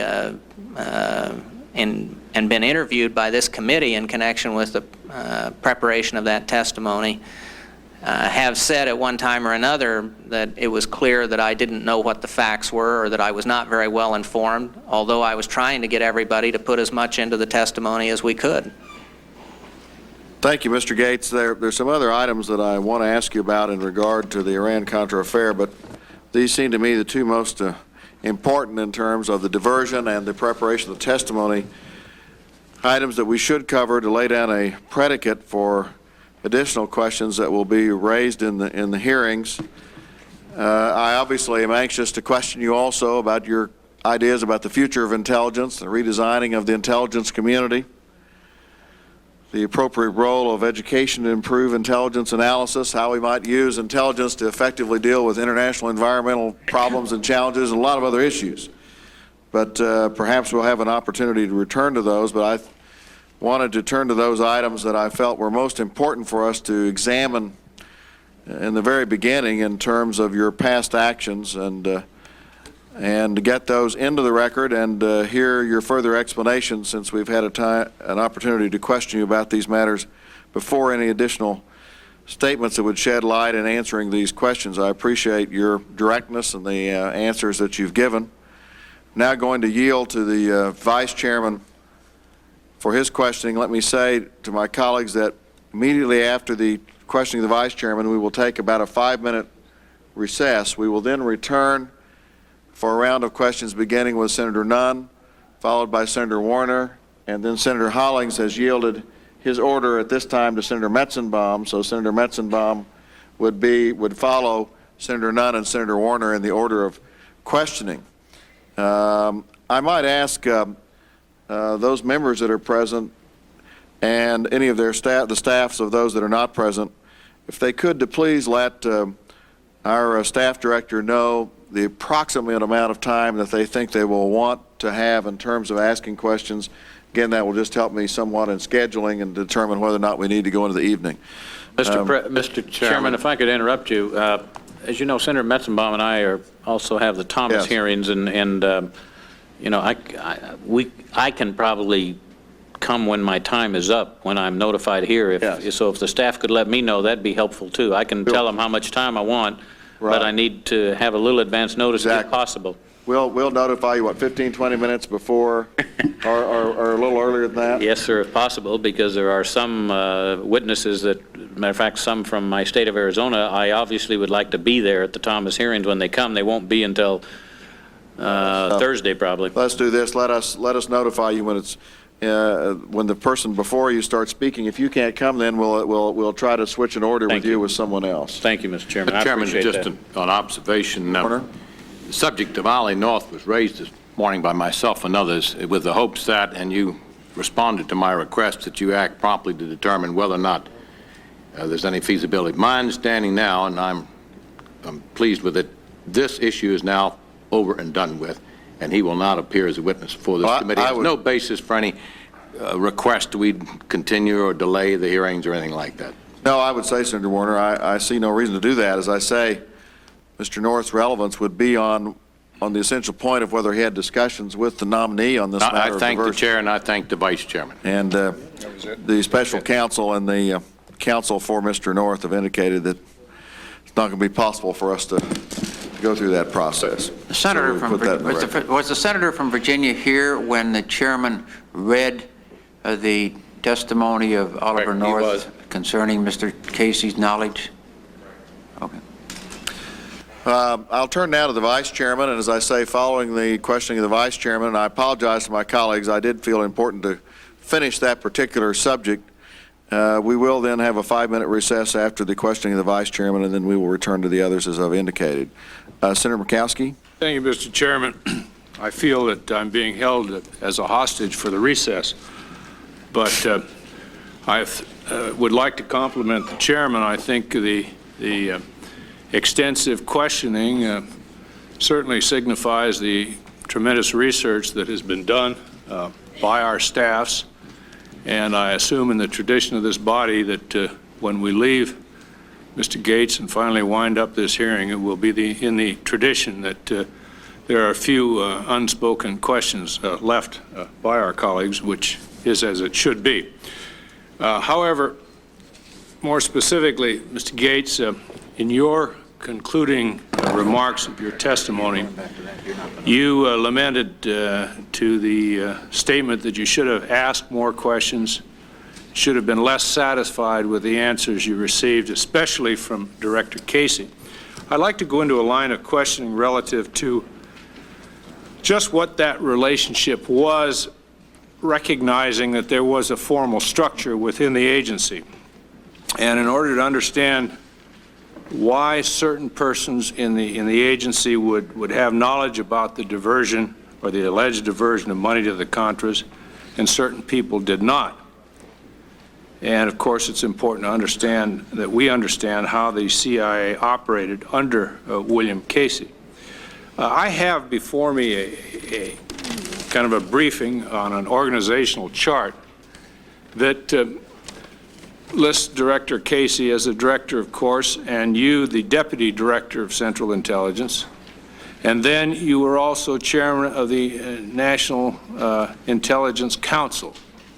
And you had dual positions. Can you explain why you had dual positions under Mr. Casey's directorate? I was appointed Deputy Director for Intelligence in January 1982 when Harry Rowan resigned as chairman of the National Intelligence Council in September 1983. Mr. Casey asked me to take on that responsibility as well, and so I held both positions through the time until I became Deputy Director of Central Intelligence. I think he felt that perhaps I could bring some of the changes to the estimates that I had in the CIA's analytical product. Now, there was also an executive director under the organizational chart. I believe it may have been a Mr. Taylor at that time. And Mr. Taylor, according to the organizational chart, was under you. There was a director, then the deputy director, then the executive director. That's correct. In a normal organizational chart, you'd assume that the reporting went up from the executive director to the deputy director to the director, or down, as the case may be. What was Mr. Taylor's function? Mr. Taylor was, in some respects, the day-to-day manager of CIA. He took care of budget matters, a lot of personnel matters, a number of administrative kinds of tasks. Once I became deputy director, I reconstituted a review group to review covert actions periodically and ensure that they were being administered properly, and that the management was satisfactory and that they were accomplishing their objective, and Mr. Taylor chaired that group. So he had a number of responsibilities along those lines. But he was not, from the information that I recall, named or in any way apparently involved in any of the alleged Iran-Contra information or testimony given, or was that by structure as opposed to the organizational chart, or was there some other reason that basically the third top person was apparently not in the loop, so to speak? He basically had no involvement at all in any of those things, and I don't know that he was sort of consciously excluded, but he just did not have a part. Well, I'd like to address Mr. Casey's management style as a director of Central Intelligence, because I think it's appropriate to this organizational chart. Anybody can read it, but it implies a chain of command, which you assume would be, in any corporate structure where the second or third would have some idea of what the president or the CEO was responsible for, and therefore, if he had a stomachache or whatever, could basically take over and operate with some continuity. Can you explain for me just basically how the agency operated under the structure as dictated by the director, Mr. Casey, as opposed to the organizational chart, which clearly shows a structure that one would assume would be a normal reporting structure? Yes, sir. Let me address your point in two respects. First of all, Mr. Casey's personal style, and then the way the agency operated, and particularly insofar as it affected the clandestine service. I think that the first thing in terms of Mr. Casey's personal style was that this was a man who had begun his intelligence career as an OSS officer in Europe. It was a time when, needless to say, there was no oversight, and even management, I think historians would agree, was fairly slack. He then made his career essentially as an operator, as a lawyer operating on his own, and as an author. In essence, he never worked, or he did not work through much of his career in a bureaucratic structure, although he had several senior government positions in State Department and the SEC. But his basic inclination was to operate pretty much on his own. And so Mr. Casey, when he first arrived at the agency, and actually for the first several years, it was something of an adventure to work for him, because he would pick up the phone and punch a button without much concern for who was at the other end of the line, and start shouting instructions.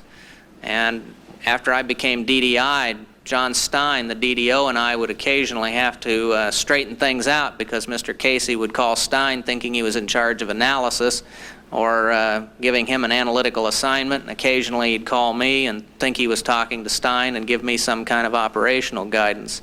And I'd have to go straighten it out with Stein.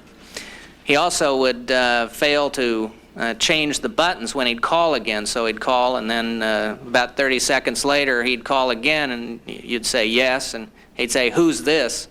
And you'd say, "Well, this is Bob, and you just talked to me."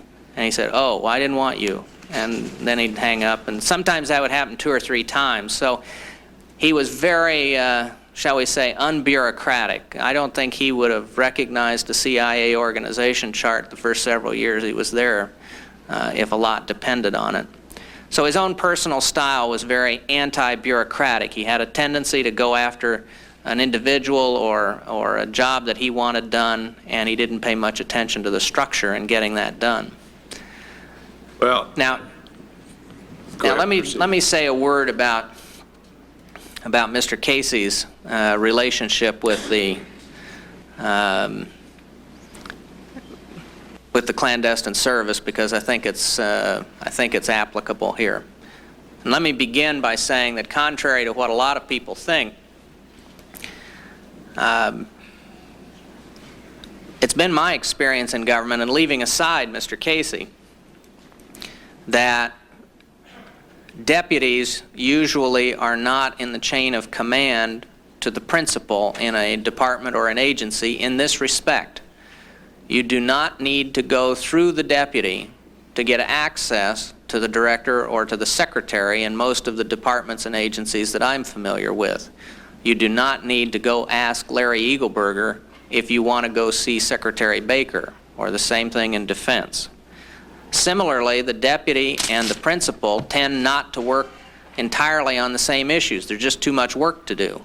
And so often you will have a deputy who is working on a different set of issues than the principal, and the overlap in what they know is usually far short of complete. So that if you want to talk to a deputy about something that the principal has been concerned about, he usually will have to go get briefed. This even happens in a little shop like ours at the NSC between Scowcroft and myself. Now let me talk about Mr. Casey and the clandestine service. First of all, the CIA has always had a certain mystique and uniqueness, I think primarily due to the clandestine service. And as a result, the director and the clandestine service have usually had a very special relationship. It's been my observation when I was in the agency that DO division chiefs, for example, had far readier access to the director than their counterparts in any of the other directorates. I tried to encourage Mr. Casey to see the DI office directors more frequently, but he would not reach to them in the same way that he did to the clandestine service.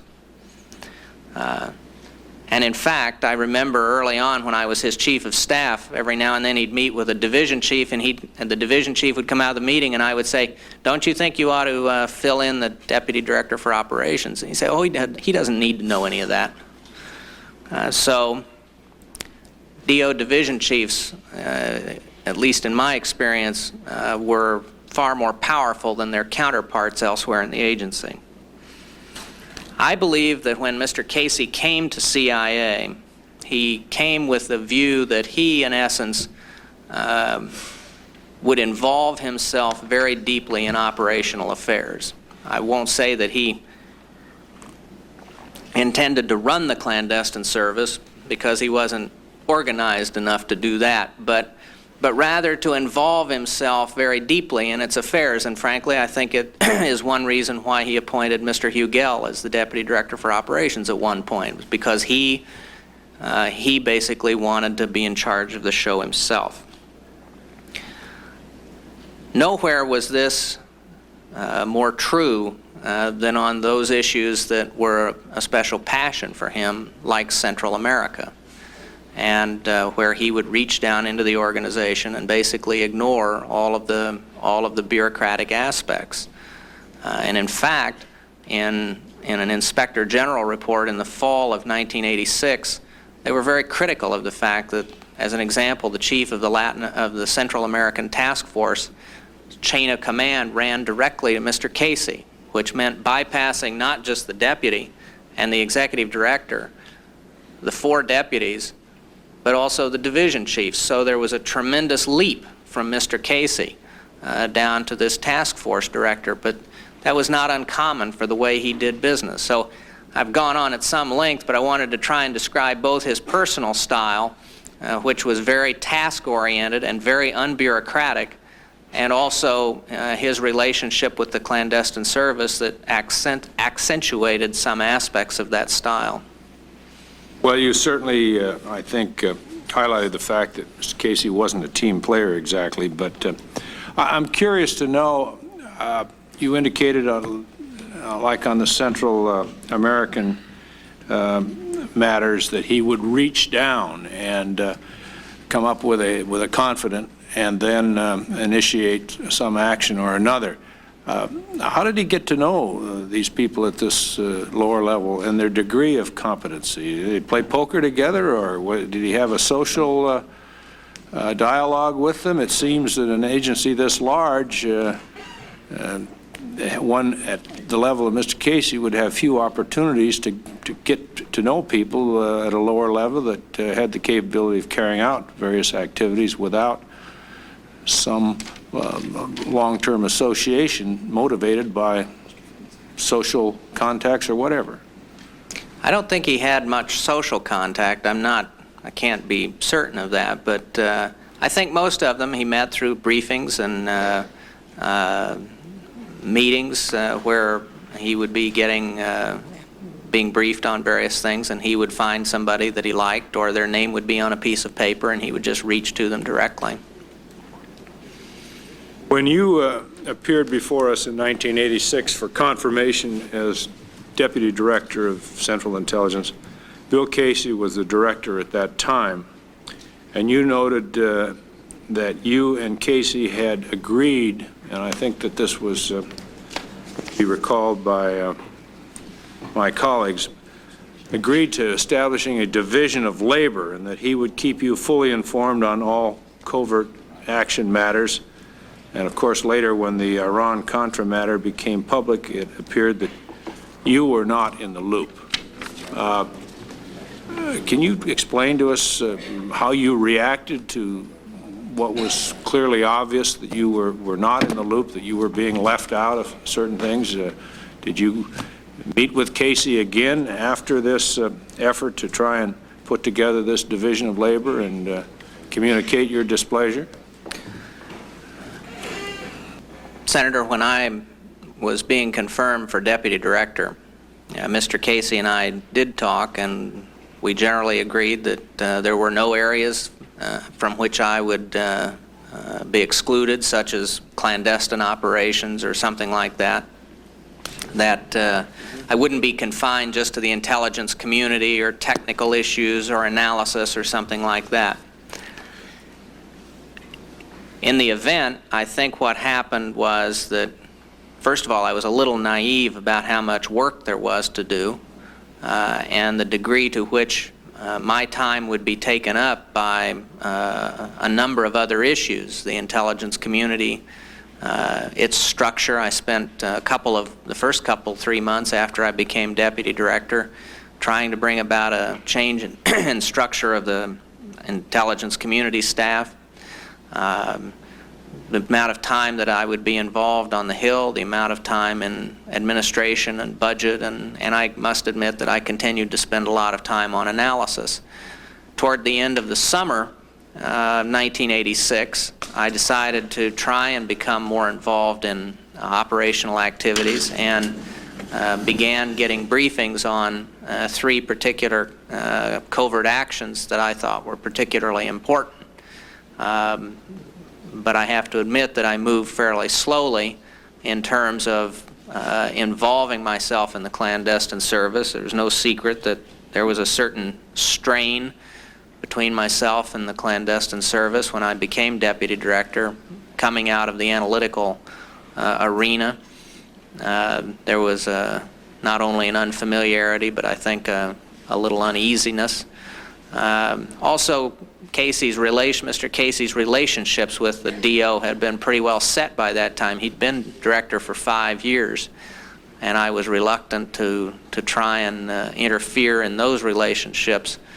So, although I had the highest aspirations in 1986, early spring of 1986, that we would be fully integrated, it didn't work out that way. Now, at the time, it seemed to me that just because there was a lot of work to do, the fact that I was on the periphery of certain things and didn't know much about some things didn't bother me very much. It seemed to me that that was just an outgrowth of the amount of work that had to be done and my focus on some other areas.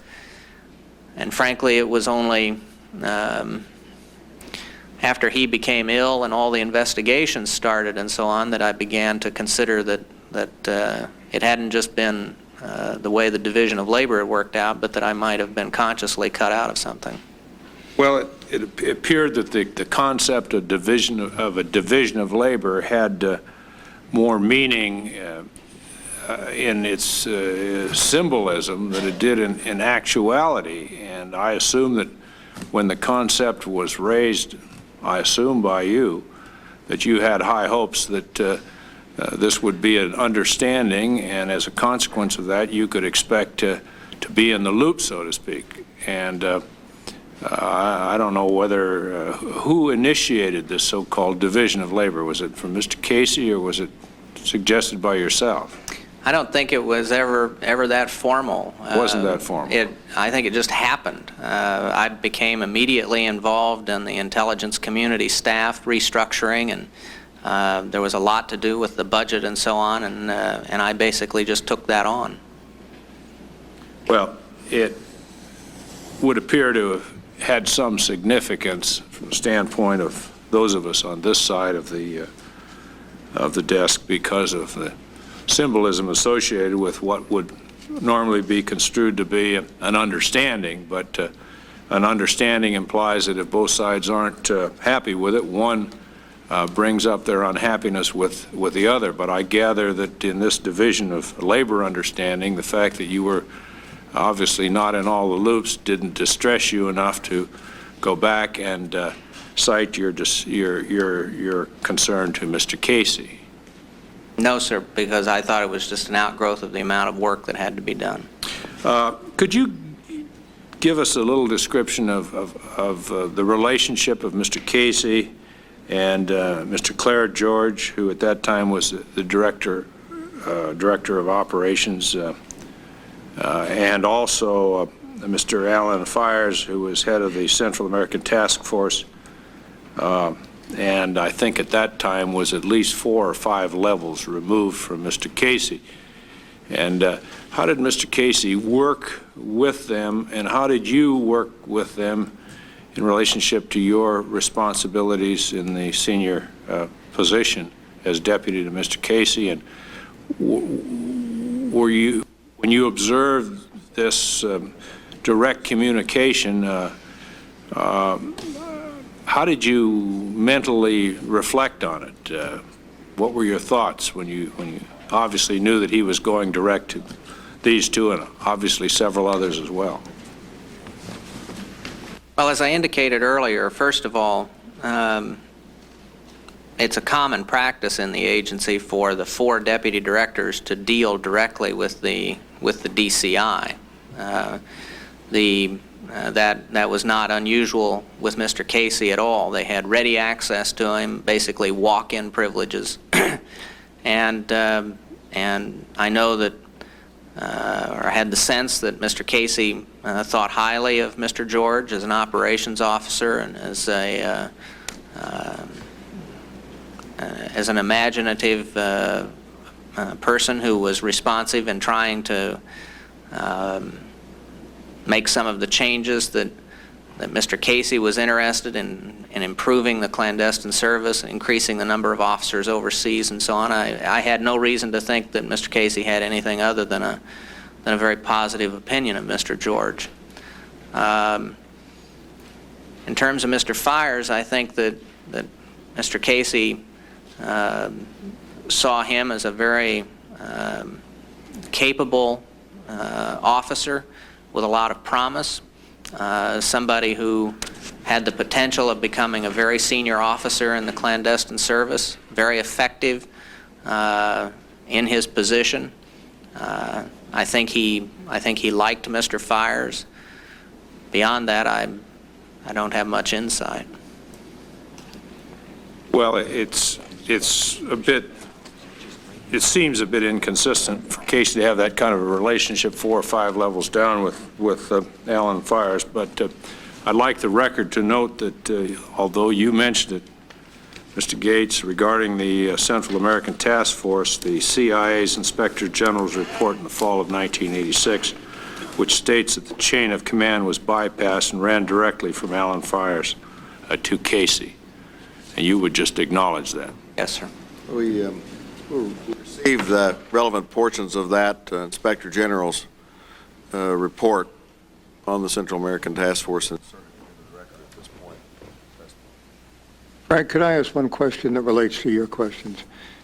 Please proceed. Has it occurred to you that if Mr. Casey knew about the Iran-Contra transactions but shared the information with others but not with you, that he may have done that because he thought you might strongly object to the transactions?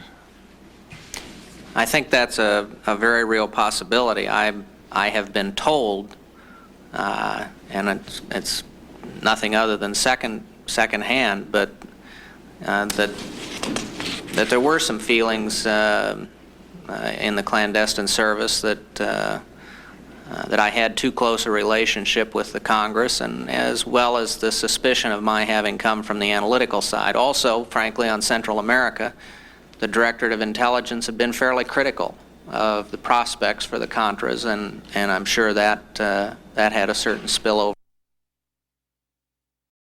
CIA's Inspector General's report in the fall of 1986, which states that the chain of command was bypassed and ran directly from Alan Fires to Casey.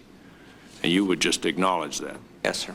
We received the relevant portions of that Inspector General's report on the Central American Task Force and inserted it into the record at this point.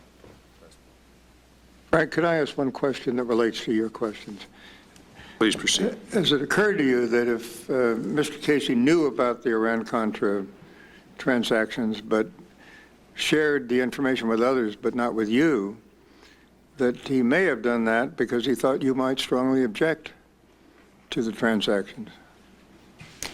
I think that's a very real possibility. I have been told, and it's nothing other than secondhand, but that there were some feelings in the clandestine service that I had too close a relationship with the Congress, and as well as the suspicion of my having come from the analytical side. Also, frankly, on Central America, the Directorate of Intelligence had been fairly critical of the prospects for the Contras, and I'm sure that that had a certain spillover effect as well. If I may, I wonder, Mr. Gates, did you ever express your opinion to Mr. Casey about selling arms to Iran? Yes, sir, I did.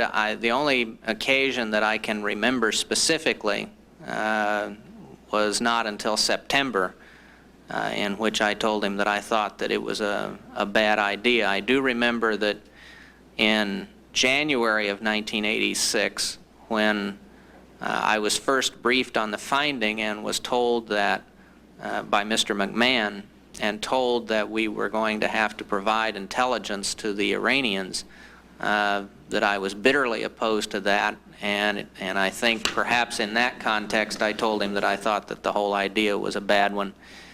And he shared with me the fact that in early December at a meeting at the White House, he too had opposed it. At that time, he sent a memorandum, in January I should say, sent a cable to Mr. Casey saying that we were opposed to this, but had been directed to do it by Admiral Poindexter, and that unless we heard differently from Mr. Casey, we would proceed. That was the extent of it? Yes, sir. And you never heard any more from Admiral Poindexter? No, sir. And how inclusive was that discussion concerning the possibility of arms sales to Iran? Did it go any further, or was just a question of arms sales? There was no discussion of diversion? Or? No, sir. The conversation, as I recall it, that I had with Mr. McMahon was focused strictly on the arms sales and the context of trying to get some hostages out, but also trying to arrange an opening to Iran. There was that element to it. But I remember Mr. McMahon, perhaps in that same conversation, telling me that both Secretary Shultz and Secretary Weinberger also were very much opposed to the initiative. You, just for the record, clarify so that we don't draw a conclusion that there may have been a compromise in the discussions that came up in September concerning the potential sale of arms to Iran, and your first acknowledgement of the so-called diversion, which was, I believe, October 1st? That's correct. The meeting in September, where I recall this, and actually I was reminded of it after my testimony in 1987 by Mr. Allen, was a meeting that was held after three more American hostages were seized by the hostage holders in Lebanon, and Mr. Allen reminded me sometime in spring of '87 that at that meeting in September I had told Mr. Casey that the whole thing was a bad deal and should be stopped, that we would never be through with it. And all of that still pertaining to simply the sale of weapons to Iran. That was the extent of it, yes. The sale of weapons.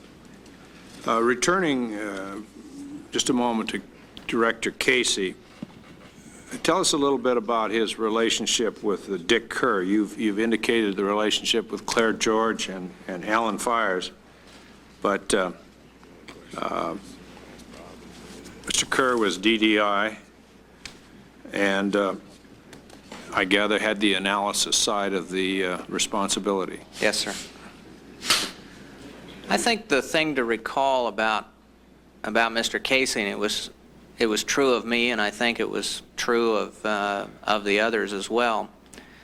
However close we may have been professionally, there was really, despite some of the things that have been written, a certain distance in a personal relationship. In the personal relationship, Mr. Casey was almost 30 years older than I was at the time. Different generation. His friends were people his own age, basically. My wife and I did not ever go to the Caseys for dinner when we weren't in the company of other people. Never visited their homes in Florida or Long Island or any place. I'm not saying anything negative about it. I'm just saying that the relationship was essentially a professional one. Mr. Casey had a good opinion of Mr. Kerr. He dealt with him in connection with the aspects of the job, but beyond that, there really was not much reaching out. It was not the kind of thing where Mr. Casey would ever ask me about my family or anything like that. It was a very professional kind of relationship.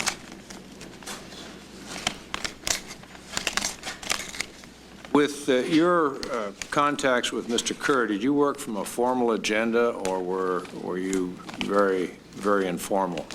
It was exceptionally informal. Exceptionally informal, so you just passed on whatever thoughts are. Exactly. Regarding Mr. Kerr's recollection that he mentioned the diversion to you on August of '86,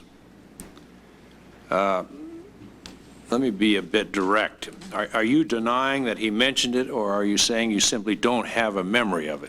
I don't have a memory of it. That question will probably be asked again and again. Returning to Mr. Casey's relationship with various persons, did he always keep you informed of the details of his conversation with John Poindexter? No, Mr. Casey was not very good at feedback. He would go down to the White House, and even when he would have meetings with the president, finding out what had happened was usually something of a chore. He usually would only do memoranda for the record if an action needed to be taken, as I recall. But he would go to NSC meetings and other kinds of meetings, and particularly if he had private discussions or something like that, it was exceedingly rare to get any kind of feedback from that.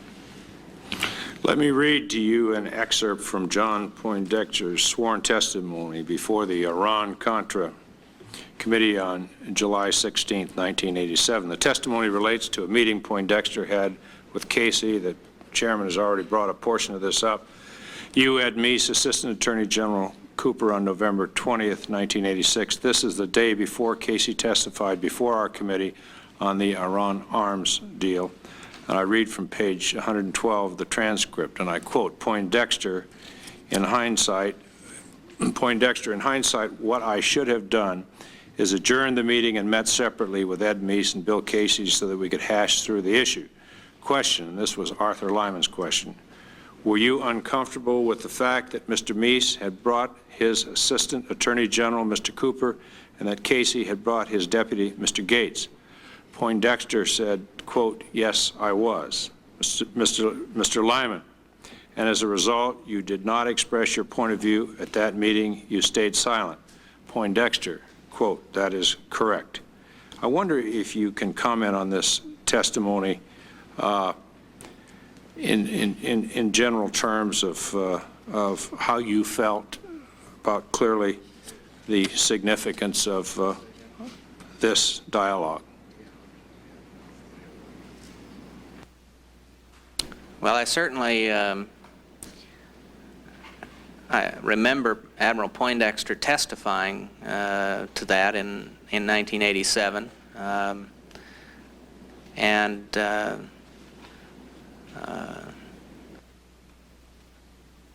it just seemed to me that I'm not quite sure how to respond, except that it helped explain the speed with which the change that I had, or the correction that I had wanted to make was agreed to. And I do recall Admiral Poindexter being fairly silent in the course of the meeting, but beyond that... Well, could you elaborate when your interpretation of Admiral Poindexter's acknowledgement that he was upset as a consequence of the discomfort over the fact that Mr. Meese had brought the Assistant Attorney General, Mr. Cooper, and that Casey had brought his deputy, namely you? I mean, clearly, Mr. Poindexter was not happy with that. He did not indicate that at the time. I guess my first reaction on hearing it was that he hadn't trusted me, and that was the first indication that I had heard that. That he hadn't trusted me, and I guess in the context of the circumstances, I wasn't unhappy with that. I wonder if you would care to comment, or if you can comment on a Monday, March 24th meeting that allegedly took place at 6:30 when Don Regan came to see Casey and told him of Attorney General Meese's discovery of the diversion.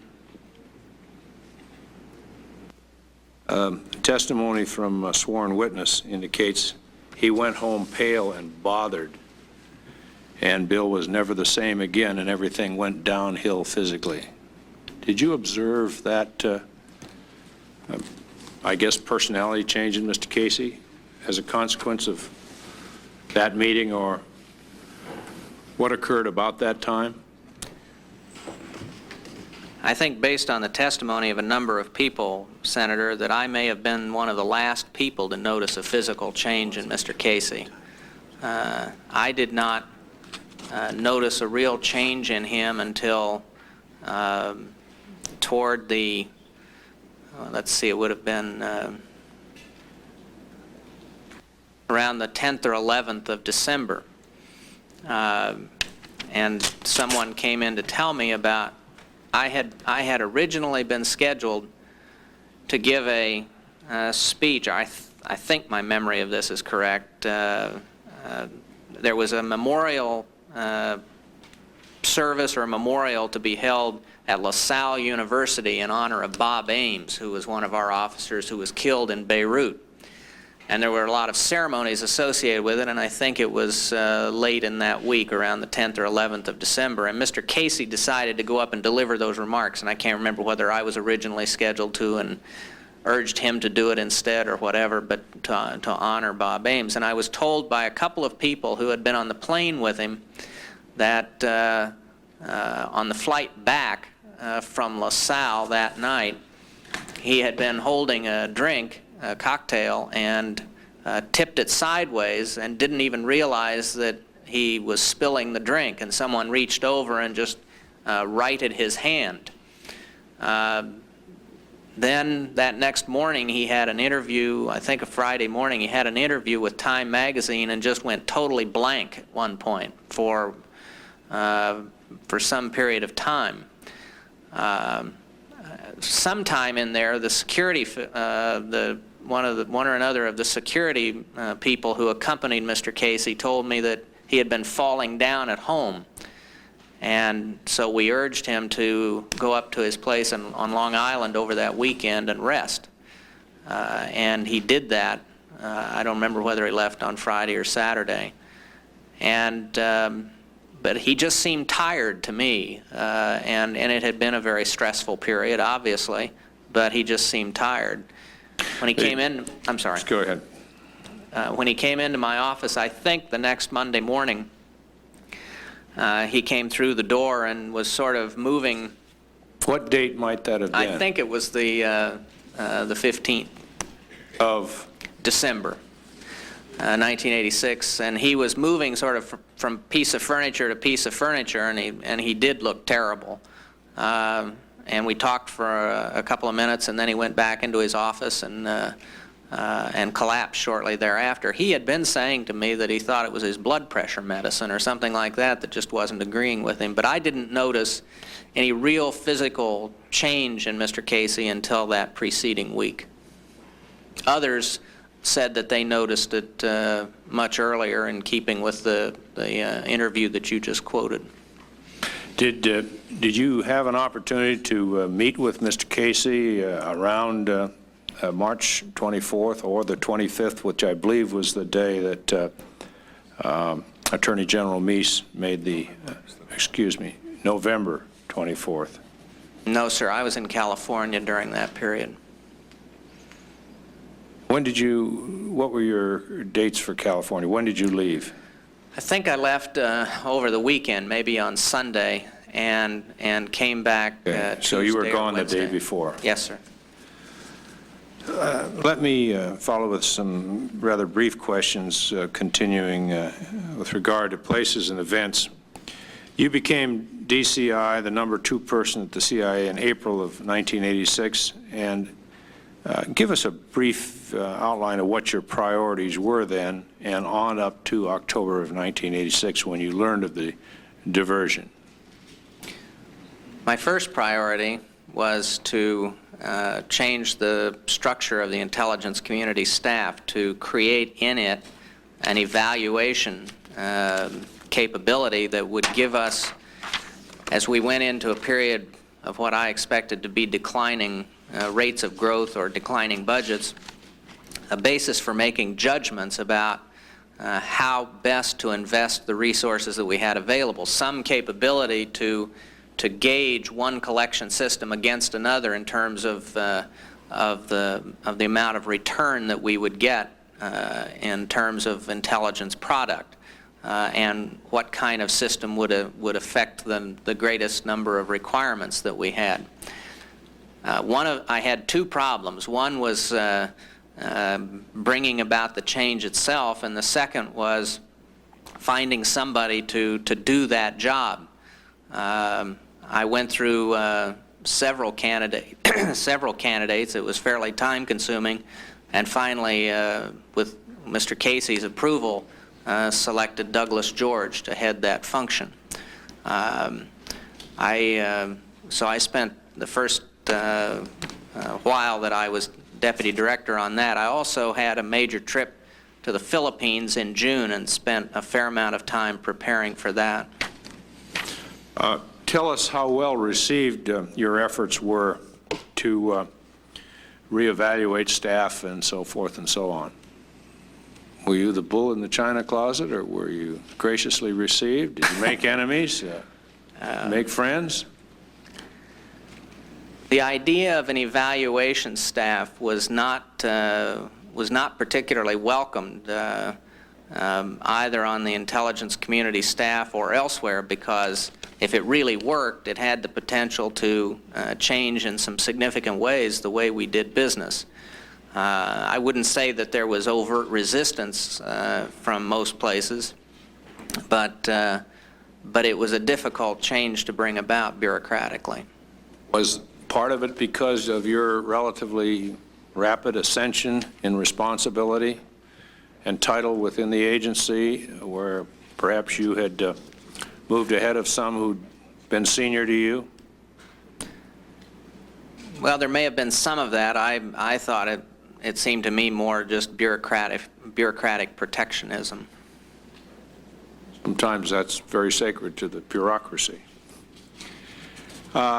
Before becoming deputy DCI in April of '86, had you ever supervised clandestine activities or covert actions in the agency? No, I had not. Your qualifications to do that, recognizing that this goes with the job, is based on what, in your own mind? Well, I had a pretty good understanding, I think, of what the intelligence business was about, but I would have to admit that I had very little experience with the clandestine service other than serving in the same organization over a period of time. The relationship between the directorates of intelligence and operations was a very awkward one for a long time. In fact, when I first joined the agency, there were armed guards and barriers between the two directorates. Ironically, I think put there by the analysts. Well, they do the best they can, yes. When I was a young analyst, we were given the name of one junior reports officer in the Soviet division, and that was the only person we were allowed to talk to. So I think that gives you a measure of the cultural gulf that existed in the agency. Now, I think that had begun to change over time, and there had been more cooperation. I think that it, I won't say it stalled, but it slowed significantly when Mr. Casey came on the scene. I considered it a considerable achievement when I was Deputy Director for Intelligence, when I was able to recruit Bob Ames out of the clandestine service to become the head of our Near East Analytic Office. And one of the great tragic ironies was that after a lifetime in clandestine service, it was as an analytical supervisor that he was killed in Beirut.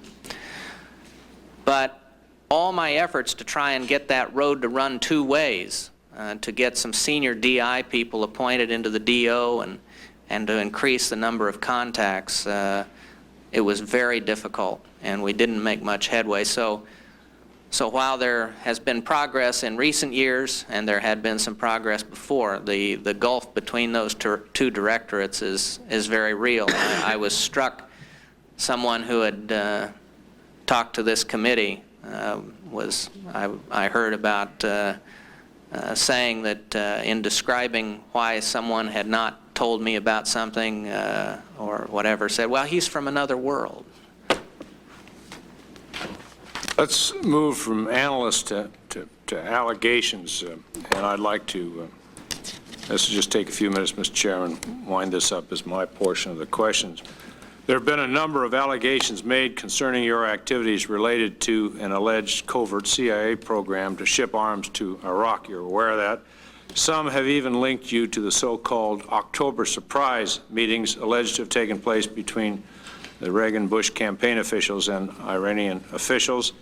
These allegations have been chiefly made up by two individuals, Ari Ben Menashe, I gather a former civilian translator for the Israeli military intelligence, who is reportedly in Australia to avoid Israeli authorities and prosecution, and Richard H., I guess it's Babian, a self-professed arms merchant and former member of the Iranian intelligence service, who is currently in a Florida jail awaiting trial on security fraud charges.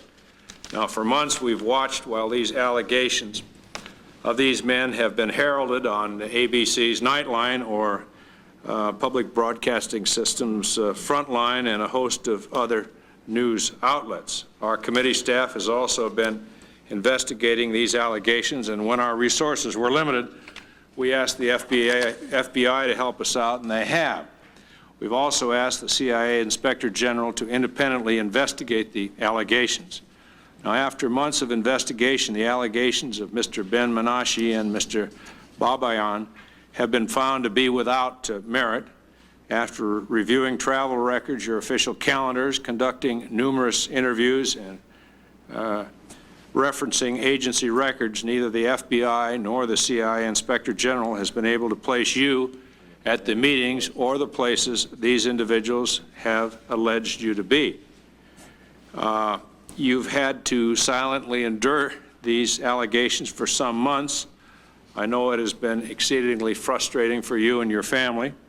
Therefore, I'd like to give you the opportunity to respond to them publicly on the record and under oath. So I'm going to ask a series of questions laying these allegations out. And I'd like also to know what you think the motivation for these allegations might be. First, Ari Ben-Menashe claims that he participated in a meeting with you in Santiago, Chile in 1986, along with Mr. Carlos Cardon, who allegedly brokered millions of dollars in weapons to Iraq. My first question is, did you ever attend such a meeting? No, sir. Have you ever met Mr. Carlos Cardon? No, sir. Did you ever encourage Mr. Cardon or the government of Chile to supply Saddam Hussein with weapons? No, sir.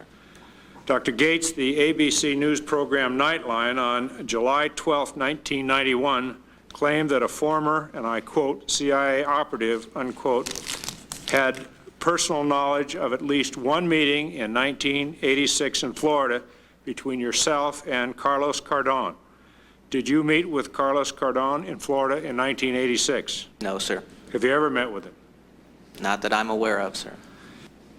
It may interest you to know that Cardon says he never met with you either. I understand he was very disturbed at being put in my company. Now, I have a July 16, 1991 letter from Carlos Cardon to our ambassador in Santiago, Chile. I believe that letter's in the record, Mr. Chairman, but if it isn't, I'd like it to be. For the record. And I quote from the letter, quote, yesterday, with stupefaction, I believe that's what he says here, in indignation, I received the transcript of a television program on the ABC network. In this program, I am accused, among other things, of having been the link through which Mr. Robert Gates and the CIA delivered arms covertly to Iraq. In like manner, the program indicated that there had been one or more meetings between Mr. Gates and myself. As you will understand, Mr. Ambassador, these charges are causing me serious and irreparable damage, not only because of their total and absolute falsity, but also because they are one more stage in the campaign spearheaded against me by the U.S. government.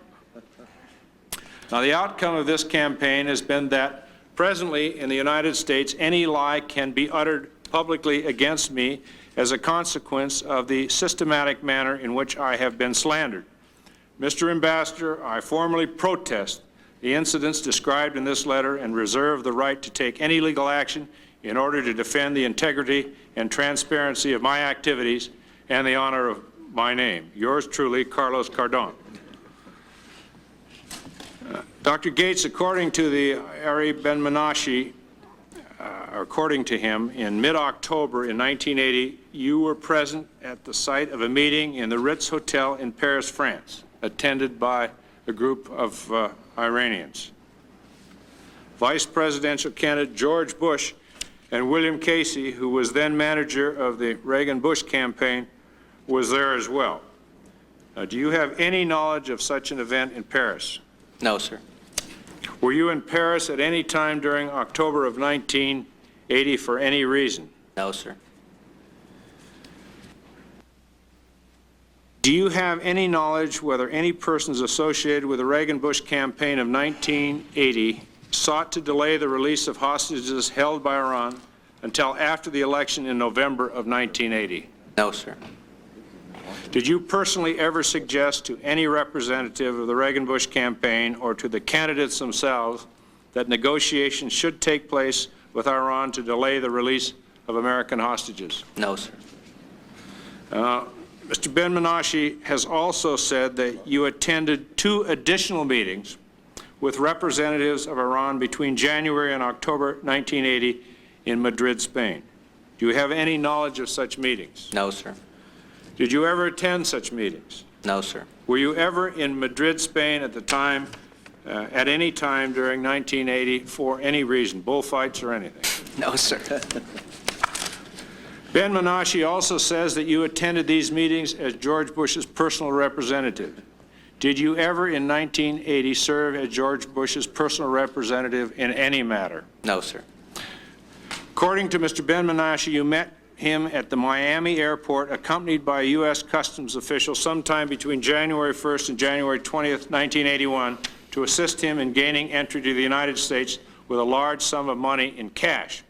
He says he flew to Miami from Guatemala City en route to Phoenix, Arizona. He also says that you accompanied him on that flight to Phoenix, Arizona. He further says that he was carrying $16 million in $100 bills in cash. Now, you would remember whether you were in Miami in January of 1981 to meet Mr. Ben Menashe, would you not? Yes, sir. And your memory No, sir. says that you were not. Did you ever accompany him on a flight to Phoenix, Arizona? No, sir. Did you assist Mr. Menashe in transporting or counting the $16 million in $100 bills? No, sir. Ben Menashe also says that on July 3rd and 4th, 1987, in Kansas City, you met with Iranian Defense Minister Mr. Ben Menashe. Do you know anything about such a meeting? No, sir. And finally, according to Mr. Ben Menashe, on April 20th, 1989, you met with him in a private home in Paramus, New Jersey, regarding the subject of arms sales to Iraq. Paramus. We're told. Paramus. Paramus. All right, that's better. New Jersey's a long way from Alaska. Did this happen? No, sir. Now I'd like to turn to some of the allegations made by Richard Babian, the self-professed arms dealer now awaiting trial for securities charges in a Florida jail. Have you ever met Richard Babian? Not that I'm aware of, sir. Babian claims that he first met with you and a Mr. M.K. Moss in Geneva in June of 1984. Is this true? No, sir. Babian claimed that you, working with M.K. Moss, ran a covert CIA operation to supply arms to Iraq. Dr. Gates, have you ever been aware of any CIA or U.S. government covert operation to supply arms to Iraq? No, sir. Babian claims that you were a very good friend of Carlos Cardon and that one of your pet projects was to transfer cluster bomb technology to Carlos Cardon. Dr. Gates, were you ever involved in an operation to transfer cluster bomb technology to Carlos Cardon? No, sir. Now, Dr. Gates, I will ask you a few questions about the weapons that were allegedly transferred to Iraq via South Africa by a company in Lancaster, Pennsylvania called International Signal Control, or ISC. Before the CIA was informed by the FBI in December of 1986 that ISC was under criminal investigation, were you aware of possible illegal activities on the part of ISC? No, sir. A story in the Financial Times alleged that you may have gone to visit ISC in Lancaster, Pennsylvania. Have you ever met with officials of ISC? Not that I'm aware of, sir. Have you ever been to Lancaster, Pennsylvania? No, sir. I wonder if you'd give us a short synopsis, and that will conclude my questions, Mr. Chairman, of why, what's the motivation for these seemingly outlandish and far-fetched efforts to associate with your good nature? First of all, Senator, I'd like to thank you for making that public, as you suggested. Putting up with this all through these months and these various television shows and so on has not been easy, and even some of my neighbors began to look a little askance at me, wondering if while I was a Soviet analyst I was running guns to Iraq and selling cluster bombs to Carlos Cardon. I don't know what these people's motivation is. I think it's an illustration, though, that the more specific that you make the allegation and the lie, the easier it is for some people to believe it. I'm just grateful to have it straightened out and cleared up, and I'm afraid that my views on their motives and of them probably not appropriate for this forum. Probably be inappropriate to question why the press would give it such wide notoriety without checking it out, but I won't. I'll save that for the chairman. I certainly appreciate the vice chairman being sympathetic to me, and we won't pursue the rest of these questions since we are part of the family television viewing hour in terms of whatever the nominee might think about some of this. We're going to, just a moment, take a brief recess. I want to welcome our former vice chairman, Senator Cohen, who's joined us, who certainly made an immense contribution to the work of this committee in the past. And Senator Cohen, we're happy to have you sit in with us today. We're going to take a brief recess for about 5 minutes. Let me say that I have been totaling up the time that members have told me that they intend to potentially take. So I do think, unfortunately, it will be necessary for us to come back. The Senate is expected to be in session tonight anyway, so we will come back, of course, in about 5 minutes, but then we'll probably recess around 6 o'clock. We'll begin with Senator Nunn when we come back, then Senator Warner, and then Senator Metzenbaum will occupy Senator Hollings' originally scheduled time slot for 30 minutes. Then we will recess again and probably return approximately at 7:30. So we'll take a 5-minute recess at this time. May I Yes. just inquire of you, what is the reason that the chair feels that it's imperative to work through the night on several different nights? What is this matter has not moved that rapidly, and I don't know whether the chair, how fast the chair intends to move it, but I get the feeling there's a sense of urgency, and yet the matter has been sitting here for a good many Senator months. Metzenbaum, I would say there's no sense of urgency about it, but as you pointed out, the matter has been sitting here for several weeks. The nomination, I've forgotten the exact date, I cited it in my opening statement, in which the nomination was submitted to the committee, I believe was on June the 24th. And it's now well into September. And of course, there have been a lot of reasons why we have taken time. We wanted to get everything we could get from the special counsel. We do have several witnesses on Thursday, 7 witnesses in fact, several of whom have indicated to us for some time that because of their travel plans, they're available on Thursday. They're not going to be available on Friday. Some of them are not going to be available for 2 or 3 weeks because they have plans to go out of the country. I don't want to lose the opportunity to get the testimony of those witnesses. Some of them are witnesses that members of this committee have requested, and several of them are, and so I want to have a chance to do that. Simply my hope that, as we know, once we've heard all of the witnesses, we're going to have an opportunity if either members of the committee or if the nominee, either one or both, wish to have additional testimony from the nominee, that we'll have that opportunity. But my hope was, since we will of course be recessing at 5 o'clock tomorrow because of Yom Kippur, not in session on Wednesday, these other witnesses scheduled on Thursday, which would disrupt our questioning of Mr. Gates, I was simply hopeful that we might be able to finish, for the sake of continuity, the first initial questioning of the nominee before we break for these other witnesses that we have scheduled on Thursday. Then there'll, of course, be an opportunity to come back to that. We have also the questions on intelligence we have to have in closed session on Friday. I've already said it looks unavoidable to me that we'll be back the following Tuesday of the next week, maybe Wednesday, I don't know, maybe Thursday, we just don't know, to take up some matters of intelligence sharing, some other issues related to Iraq and other countries. So that's the reason. As I've said, we will go on as long as we need to go on to do our job properly, but I just felt that in terms of the initial questioning of the nominee, it might be helpful to keep our train of thought going and not to have the continuity of it interrupted. And Thursday, we really do have to interrupt for these other witnesses. I understand the Thursday situation, but I do have the feeling, Mr. Chairman, that it's going to be difficult to conclude the hearings by tomorrow night at 5. That is the inquiry. The initial inquiry, Mr. Gates. Well, if it's, I think so. I expect to have several hours of inquiry. I've understood that you might have 2 or 3 hours, and I've had 1 or 2 other members of the committee say they would have more than half an hour.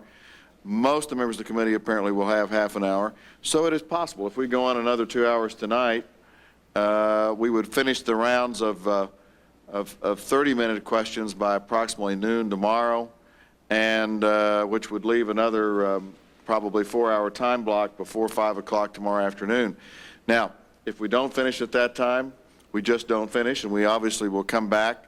And as I've indicated all along, every member of this committee, this certainly includes my friend from Ohio, as he well knows, will have every opportunity to ask any question they want to ask. These hearings are not going to be completed until all the members of this committee have a chance to ask not only this witness, but others, all the questions they want to ask them. Is it the plan that each member will take a half hour in the first round? Is that Chair's? That'd be the plan, and then we would come back. And if we, for example, were to finish up most of the questioning of the other members of the committee, let's say by noon tomorrow, and there were 1 or 2 or 3 members of the committee that wanted to go on for, say, an hour or 2 hours or whatever time period, we would then just go into that questioning at that time and see what it is that we complete. But on Thursday, we really do. We have Mr. Polgar, we have Mr. Fires, we have Mr. McMahon, Inman, and all of these others that have been scheduled, and several of them have told me that they're going to be out of pocket, some of them, for some time. So that's the only reason I was hoping to keep our train of thought going while we're making progress here. Well, Mr. Chairman, there's a thought brooding on this side, which is that we'll give up our time tonight to let the senator from Ohio just keep going straight, keep going his 2, 3, 4 hours that he wants to question. I have no problem about that. Now, I'm not sure the rest of us will all be here to hear the answers, Rhode but Island will stay to hear the line of inquiry. I would want him to be present so that I might enlighten him. Mr. Chairman, I would feel lonely if the senator from Rhode Island were not here. well, don't count on it. Chair. Seriously, I mean, if the senator from Ohio says he's got 2 or 3 hours of questioning, and Let me ask We of can my throw up, colleagues, also the senator from New Jersey has indicated to me that he will probably have a somewhat more prolonged questioning as well. I don't know how much longer. I don't know if it's more like an hour or how much. But that we could proceed with that in the morning, and then we could proceed with the other rounds. Chairman, I was just going to inquire as to what the chairman had found out from the various committee members. How much questioning do we have, exclusive of what we know the senator from Ohio wishes to question? We have, I would say, approximately 30 minutes from all the other members of the committee who have not yet asked questions. I have about 30 minutes of additional questions that I think from a committee institutional responsibility point of view that need to be asked on 1 or 2 of the other Iran-Contra issues. So the record is clear. We have Senator from Ohio who estimates maybe... Mr. Chairman, let me just make this clear. I think that there is probably no more nominee that going to come before the Senate than Mr. Gates this year. We're hearing a Supreme Court nominee. I think that's extremely important, but I don't think it's any more important than this one. And I'm not talking about 2 or 3 hours because I want to drag it out. There's no purpose in doing that. I just think that the thrust of my inquiry to the chair is that I think we ought not to be under any pressure. No. I think we ought to be able to explore fully. I think that Mr. Gates's comments this morning as to his sense of responsibility about some things that had happened Yes. certainly places a little bit different light on some matters. But it's as if the senator from Ohio has some insidious purpose in wanting to add. I know what it is to filibuster on the floor. There's no filibuster in there. I just think there's a sense of responsibility. I understand, and I want to make it clear that I for one, I don't think the other members of this committee would either, for a minute, question the motivation of the senator from Ohio in wanting to ask these questions other than just his determination to be thorough and doing his job. As I said in the beginning, these hearings are going to have 2 attributes, I hope, and that's fairness and thoroughness. And as far as I'm concerned, we have not done our job and completed our work as long as there are members of this committee who have sincerely have questions that they feel should be answered. This senator certainly did not hurry himself in the opening questions that I asked, and I think it would have been wrong for me to have done so. So I want to make it clear that there will be no one cut off from an opportunity in this committee, nor will anyone's motives be questioned. That's the whole. We all take this very seriously. This is a critical post of the government. I think the nominee understands our responsibilities as well, and but I would suggest that if the other members would be agreeable, it might be helpful that when the senator from Ohio begins this questioning, that we allow him to go ahead and continue as he wishes, rather than, say, making you do 30 minutes, come back and begin a train of questions. I'll do whatever again. the chair wants to do.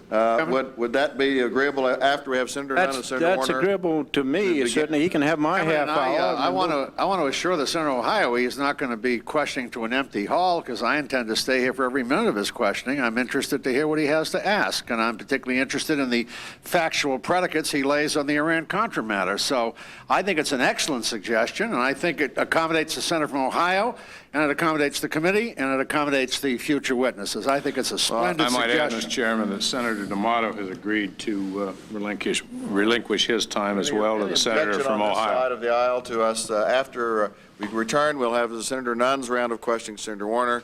They will commence Senator Metzenbaum's round of questioning. We will come back at approximately 7:30. We'll see what time we take a break. And then, or we might even take the break and then come back and let you begin at that point and move through. And then we can judge how far along you are in the questions you want to ask by the time it's... I would well, suggest I certainly not presuming we should stay to midnight or anything like that. We're not going to stay to an unreasonable hour. Stacked votes, Mr. Chairman. We have stacked votes at 6:30. Therefore, I think the wise thing is after the lineup you announced, Right. that we return at 7:30. I think that's what we'll plan to do. Let's... As many of us want to be here for Senator Metzenbaum, and indeed Senator Bradley and others. Well, We let all me want. suggest this. It's going to be about 6 o'clock by the time we complete. Why don't I suggest this, that we have the questioning by Senator Nunn, Senator Warner, then we recess until 7:30, at which time we'll commence with Senator Metzenbaum. Now, following Senator Metzenbaum would be normally Senator D'Amato, would it not? So Senator D'Amato has indicated his willingness to give All right, his we might time want to to let Senator him know that if Metzenbaum. Senator Metzenbaum does complete tonight and there's still time for Senator D'Amato, that we would either have him tonight or start in the morning with Senator D'Amato, and then he would be followed by Senator Bradley. Mr. Chairman, We'll just see where we are at that point. Mr. Chairman, members, if they're not aware, should be aware, I believe a vote is scheduled at 6:30 on the floor. I think we have maybe 3 back-to-back votes at 6:30, so this would accommodate us. We'll start about 7:30, maybe 7:45 if the votes go along on the floor, and we'll return then. We'll take a 5-minute recess. We'll come back then for the questioning of Senator Nunn and Senator Warner and follow the remainder of the procedure.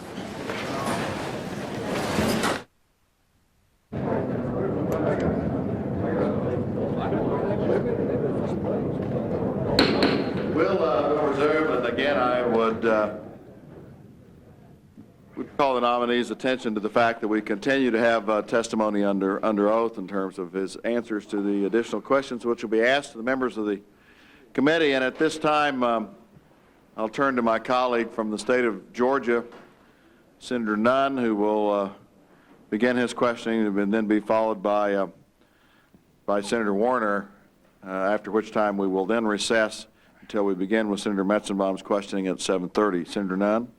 Thank you, Mr. Chairman. Mr. Gates, I want to shift your thinking a little bit from the past to the future, particularly relating to your statement in your prepared statement where you state and cite the need for a remedy to the gap between the 21st century collection systems and the 19th century system for informing policymakers. I found that to be not only intriguing, but I think very important when we look to the future.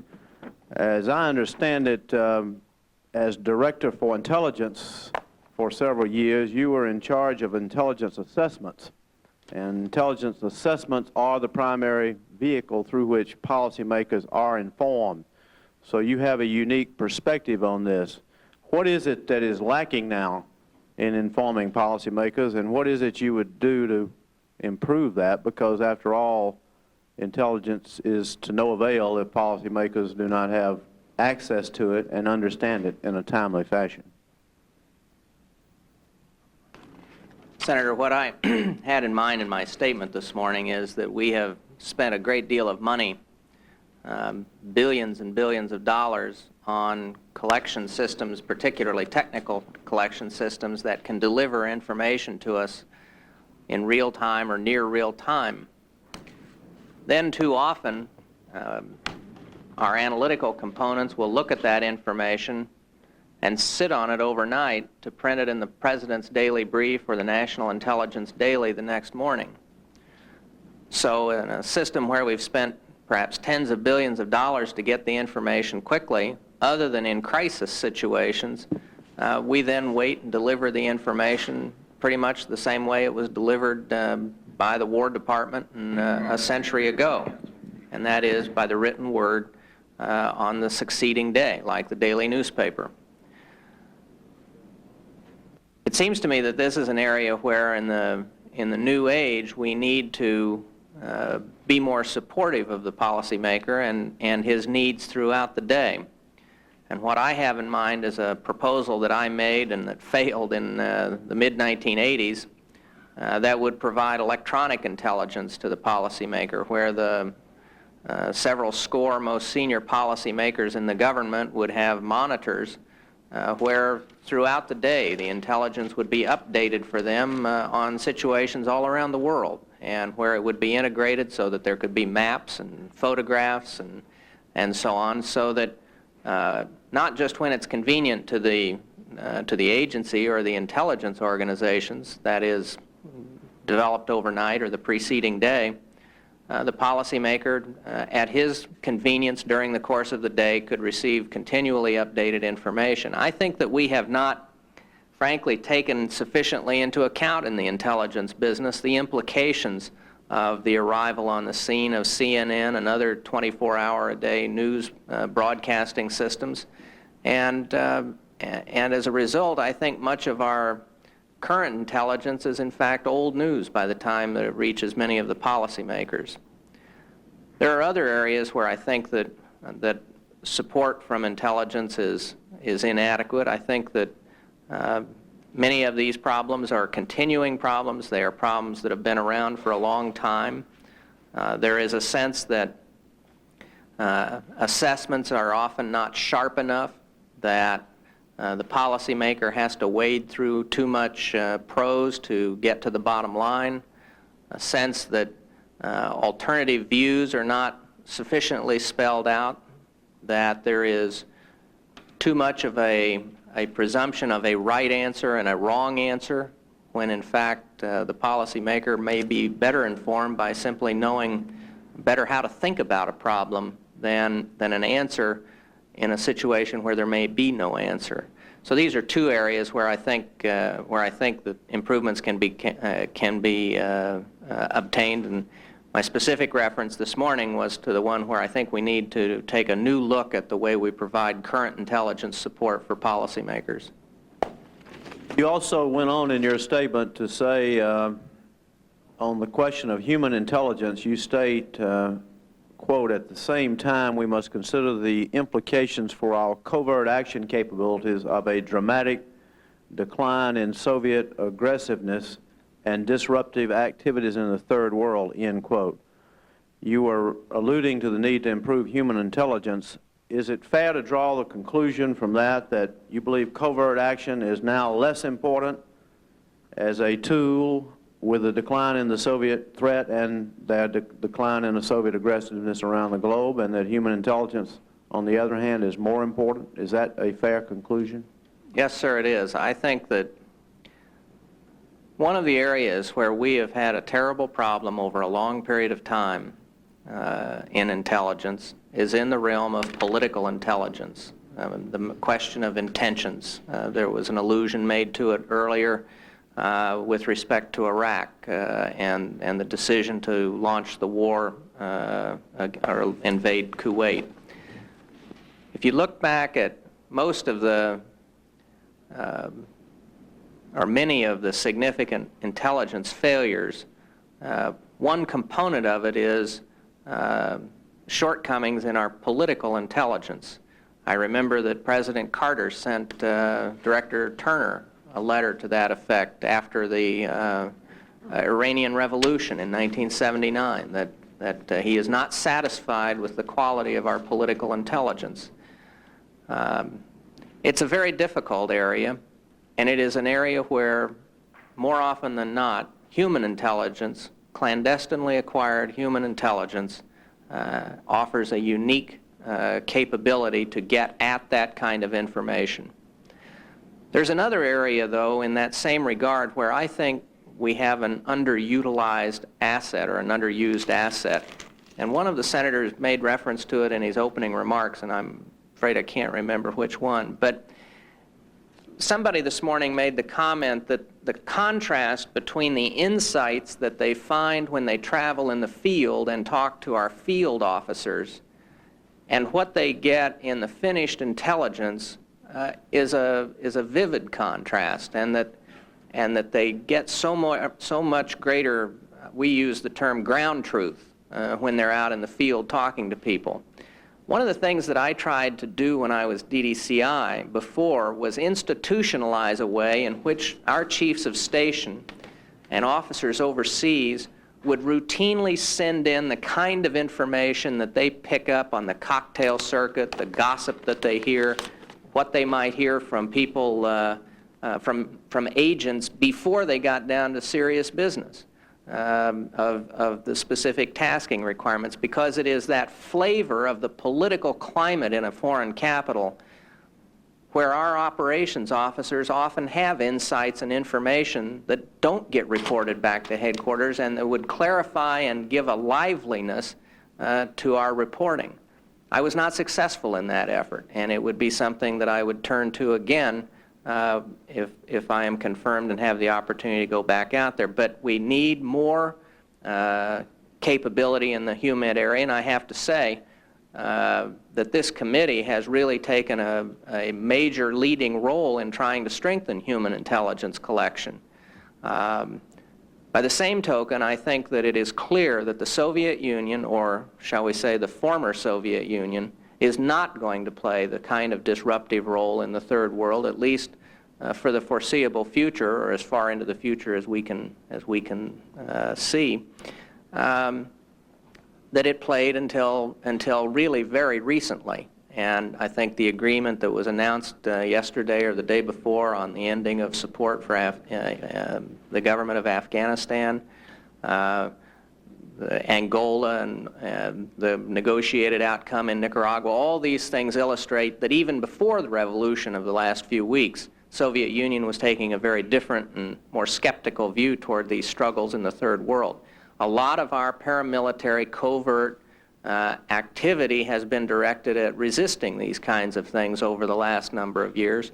I think that's going to change. The amount of money devoted to it, I think, is going to plummet. And I think that offers us some opportunities in terms, perhaps, of using some of those assets and resources on human collection. Thank you. Let me back up into the past a moment in order to get back to questions about how you view the future, and particularly your future obligations if confirmed. During your testimony in February 1987, when you were nominated to be the Director of Central Intelligence at that time, I went through several questions with you, and they stretch out over several pages, and I'm just going to try to recall just a few of them. It gets to the question of what is an intelligence activity and what is the obligation of reporting an intelligence activity that may be, or you may think is illegal. I asked you the question back then, Senator Nunn, what is an intelligence activity? Does that include what Oliver North does in the White House basement? Your reply, quoting you, it seems to me that it covers the activities undertaken by CIA or another intelligence agency under the finding, end quote. I went on to ask, so you do not consider the National Security Council as being under that directive? If you found out the National Security Council was conducting a patently illegal activity, you would feel no compunction under the present law to report that to the oversight committees, end of question. Your answer, quoting you, my first obligation, it seems to me, would be to report it to the Attorney General because of uncertainty about whether the NSC, National Security Council, was an intelligence entity, end quote. I went on to say, well, that's the biggest loophole in the law I've seen. No wonder the executive branch was conducting everything in the basement of the White House. If you have no compunction whatever to report what is, without any doubt, an intelligence activity from a congressional point of view, wherever it's carried out within the executive branch, but you don't feel you have any obligation under the law, then we've got a serious problem. And I went on to say, I mean, the obvious thing to do is just to shift everything questionable over to the National Security Council and let it roll. And you were basically supporting the National Security Council. Your folks were supporting it. I'm astounded you don't believe the National Security Council, when they're carrying out what is obviously an intelligence activity, comes under the purview of the law, end quote. From me, you reply, Senator, it seems to me that the activity that they were undertaking was primarily a diplomatic initiative for which we were providing operational support. Now, you went on in subsequent questioning to, I think, at least modify that statement somewhat, but at this point in time, how would you answer that question? Senator, I would regard if I thought there were an illegal intelligence activity going on in any agency of the government, I would first notify the head of that agency that I had that belief and that I believed he had an obligation to inform the Congress. If he did not do so, I would then inform the President and tell him that I felt the Congress should be informed. And if the President did not act, then I would inform the Congress, or I would resign and then report to the Congress. Oh, I believe that's abundantly clear, and that would include Agriculture Department. If a meat inspection outfit started running guns somewhere, you would believe that would be under the purview of your obligation to report. Yes, sir. Okay. Suppose, would your answer be any different if the improper illegal activity that came to your attention involved a covert action in which the President's finding directed that the Congress not be notified of the covert action? No, sir, it would not. I would tell the, first of all, I think it's worth spelling out my view on non-notification of the Congress, because I think it's tied directly to that answer. Okay. And it is that I don't want to get into the constitutional argument. Let me just put it in terms of how I would look at it as a matter of policy.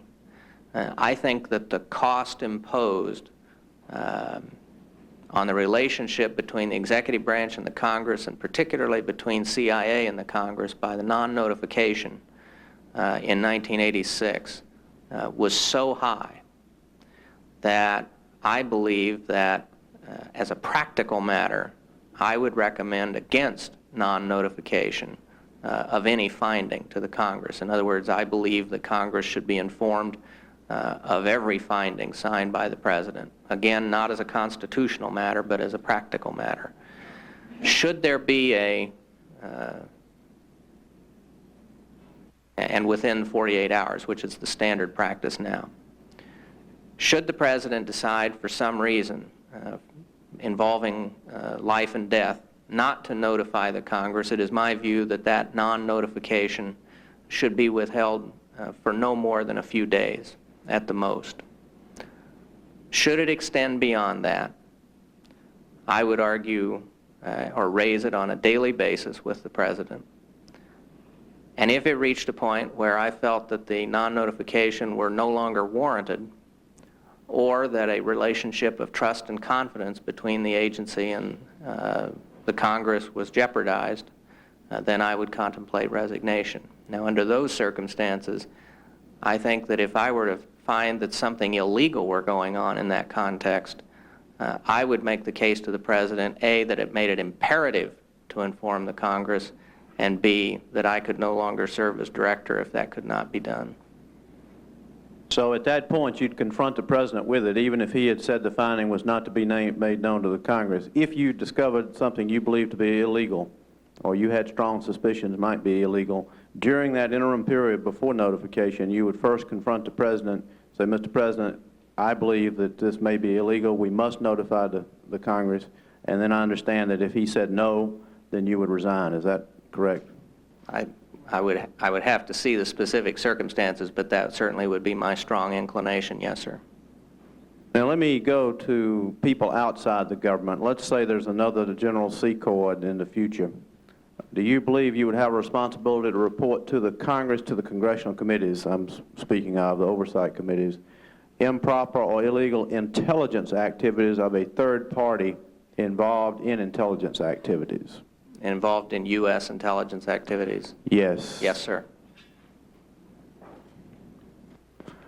What about criminal activities the CIA uncovers in the course of routine gathering of intelligence, something that is not what you would not call an intelligence activity? Let's take money laundering and take the BCCI activity that is now at least alleged to have occurred. What, if you came across that kind of information in your job to be, what would you feel was your duty in respect to that? I would see no difficulty in having that be a part of regular intelligence briefings to the Congress. But let me differentiate in an area that's much narrower than that, but one that confronted me directly as DDCI. And I'll use the example that is that caused me to have our general counsel's office look at it. Often in the course of interviewing applicants for employment by CIA, either before or during the polygraph examination, we will come across information suggesting that somebody violated the law or may intend to violate the law. Normally, in normal circumstances, I think we notify the Justice Department of that. But one particular set of cases that came before me in 1986, where I arranged for some new procedures to be written, concerned several instances that came to our attention of people that appeared to the interviewers as potential child abusers. And we worked out arrangements with the Justice Department and the FBI where we could get that information to people and to local authorities, either social service or law enforcement authorities, so that they could at least keep an eye on the situation. So I'm trying to differentiate between that sort of thing and the BCCI sort of thing that you're talking about. And I see no reason at all why the BCCI sort of thing shouldn't be briefed as a matter of routine. While you were at the agency, did any information about BCCI that would indicate illegal activity there come to your attention? Did you report anything of that nature? The only report that came to my attention that I recall was I received a call in I don't remember the chronology precisely, but sometime in 1988, I think the initiative came from Commissioner Von Raab of Customs asking if we had any information or if that they had a law enforcement case against BCCI, and did we have any problem with them going forward with their criminal investigation or prosecution. And I received a 10-minute briefing by our clandestine service officers on the information that they had, a brief review of the information they had put together on BCCI, just a couple of examples of its illicit activity, but also the assurance that there's no reason why that investigation couldn't go forward. And I communicated that information to Mr. Von Raab and also sent him a copy of a report we had received. I don't know specifically whether that information was briefed to the Congress or not. There's no reason in my mind why it shouldn't have been. In other words, though, you felt that the allegations that came to your attention on BCCI were turned over to Mr. Von Raab? Yes, sir. Were there any other activities of BCCI that came to your attention that were not turned over to somebody in law enforcement? Not to my knowledge, Senator. We had one report from, well, we had done some earlier work in the mid-'80s, 1984 and late '84, early '85, at the request of the Treasury Department, and had reported all that information to the Treasury Department and the Office of the Comptroller of the Currency. That was through January of '85. We then had another report in September of 1986 that was sent to Treasury and several other agencies. And then I understand there was another report in May of 1989 that went to a number of agencies. Those are the only ones that I'm aware of. Gates, the new congressional oversight provisions define the term covert action as, quote, an activity or activities of the United States government to influence political, economic, or military conditions abroad, where it is intended that the role of the United States government will not be apparent or acknowledged publicly, end quote. The law then goes on to exempt, quote, traditional military activities, end quote, or, quote again, routine support to such activities, end quote, from the definition of the term covert action. The conference report accompanying that those provisions, makes clear that to be exempt, the military activities must be performed by military personnel under the direction and control of a U.S. military commander, must precede and relate to hostilities which are either anticipated to involve U.S. military forces or where such hostilities are ongoing and where the fact of the U.S. role in the overall operation is apparent or to be acknowledged publicly.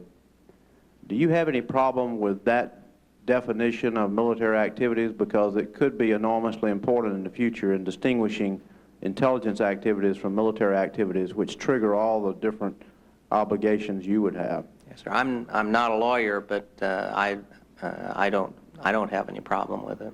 Clarify, Senator Nunn, are you quoting from the Conference report. conference report of the authorization bill, which was the last one that was adopted for 1991? I believe so. I believe that's the case. Right.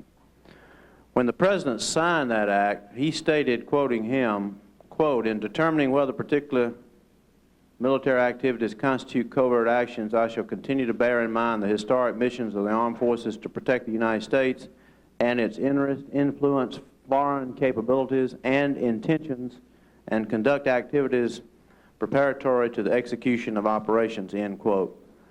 It seems to me, and I'm not trying to make a lawyer out of you here, and you can come back and study that, but it seems to me the President swept in virtually anything in his signing of that. And it seems to me that there is a real difference, particularly when he used the term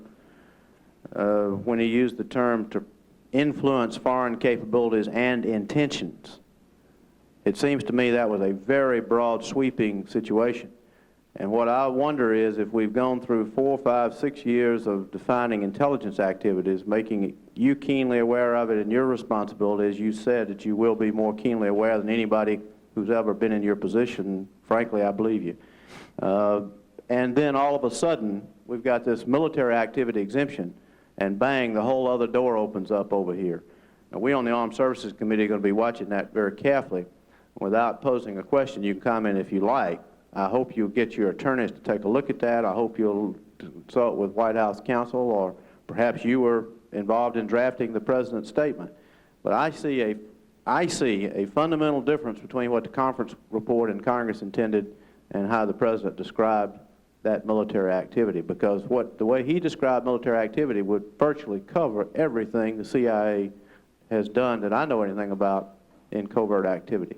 So would you take that under advisement, and perhaps in a month or two, when things quiet down, you could let the committee know how you view that and what you believe your responsibilities are vis-a-vis, quote, military activity versus, quote, intelligence activity? Yes, sir. Mr. Chairman, I'll just ask one other question here. Mr. Gates, you testified that Director Casey placed you in charge in November of '86 in preparation of his testimony that was going to be before these intelligence oversight committees, correct? He addressed the memorandum to me, in which he laid out a number of things that he wanted put together for him to use. Yes, sir. You also noted that when the CIA General Counsel recommended the testimony be delayed, you advised him a delay would not be politically feasible, correct? Yes, sir. You testified there was a great deal of confusion in the conference room, and that Casey was literally tearing pages and changing the prepared text, correct? Yes, sir. So there was no doubt in your mind that this was not only a somewhat urgent matter, but a very important matter. Yes, sir.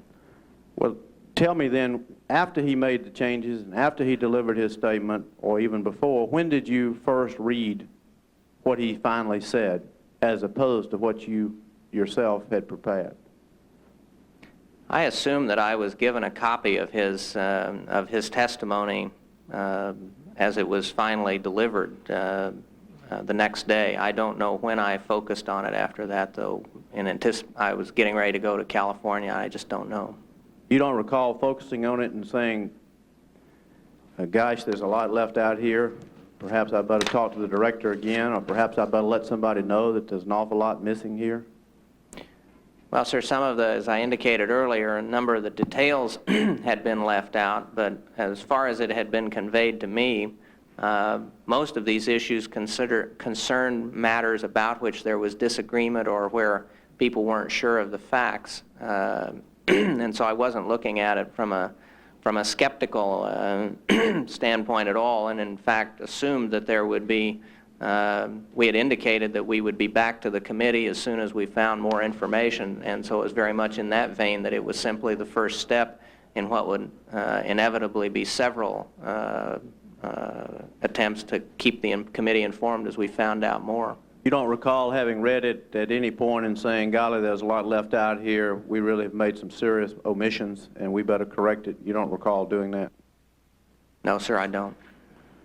Thank you, Mr. Chairman. I want to turn back over my last few minutes to Senator Warner. Thank you, Mr. Chairman. Such a cooperative relationship there in the Armed Services Committee, I'm sure that. Maybe a second. First, Mr. Senator Chairman, Warner. I wish to commend you and the staff, and indeed all members of the committee, in the manner in which this hearing has been conducted. And to our nominee, I think he's been very responsive throughout this hearing, and I think we've had a very good first day. And I hope it sets the tenor for the balance of this very important session under our advise and consent procedures.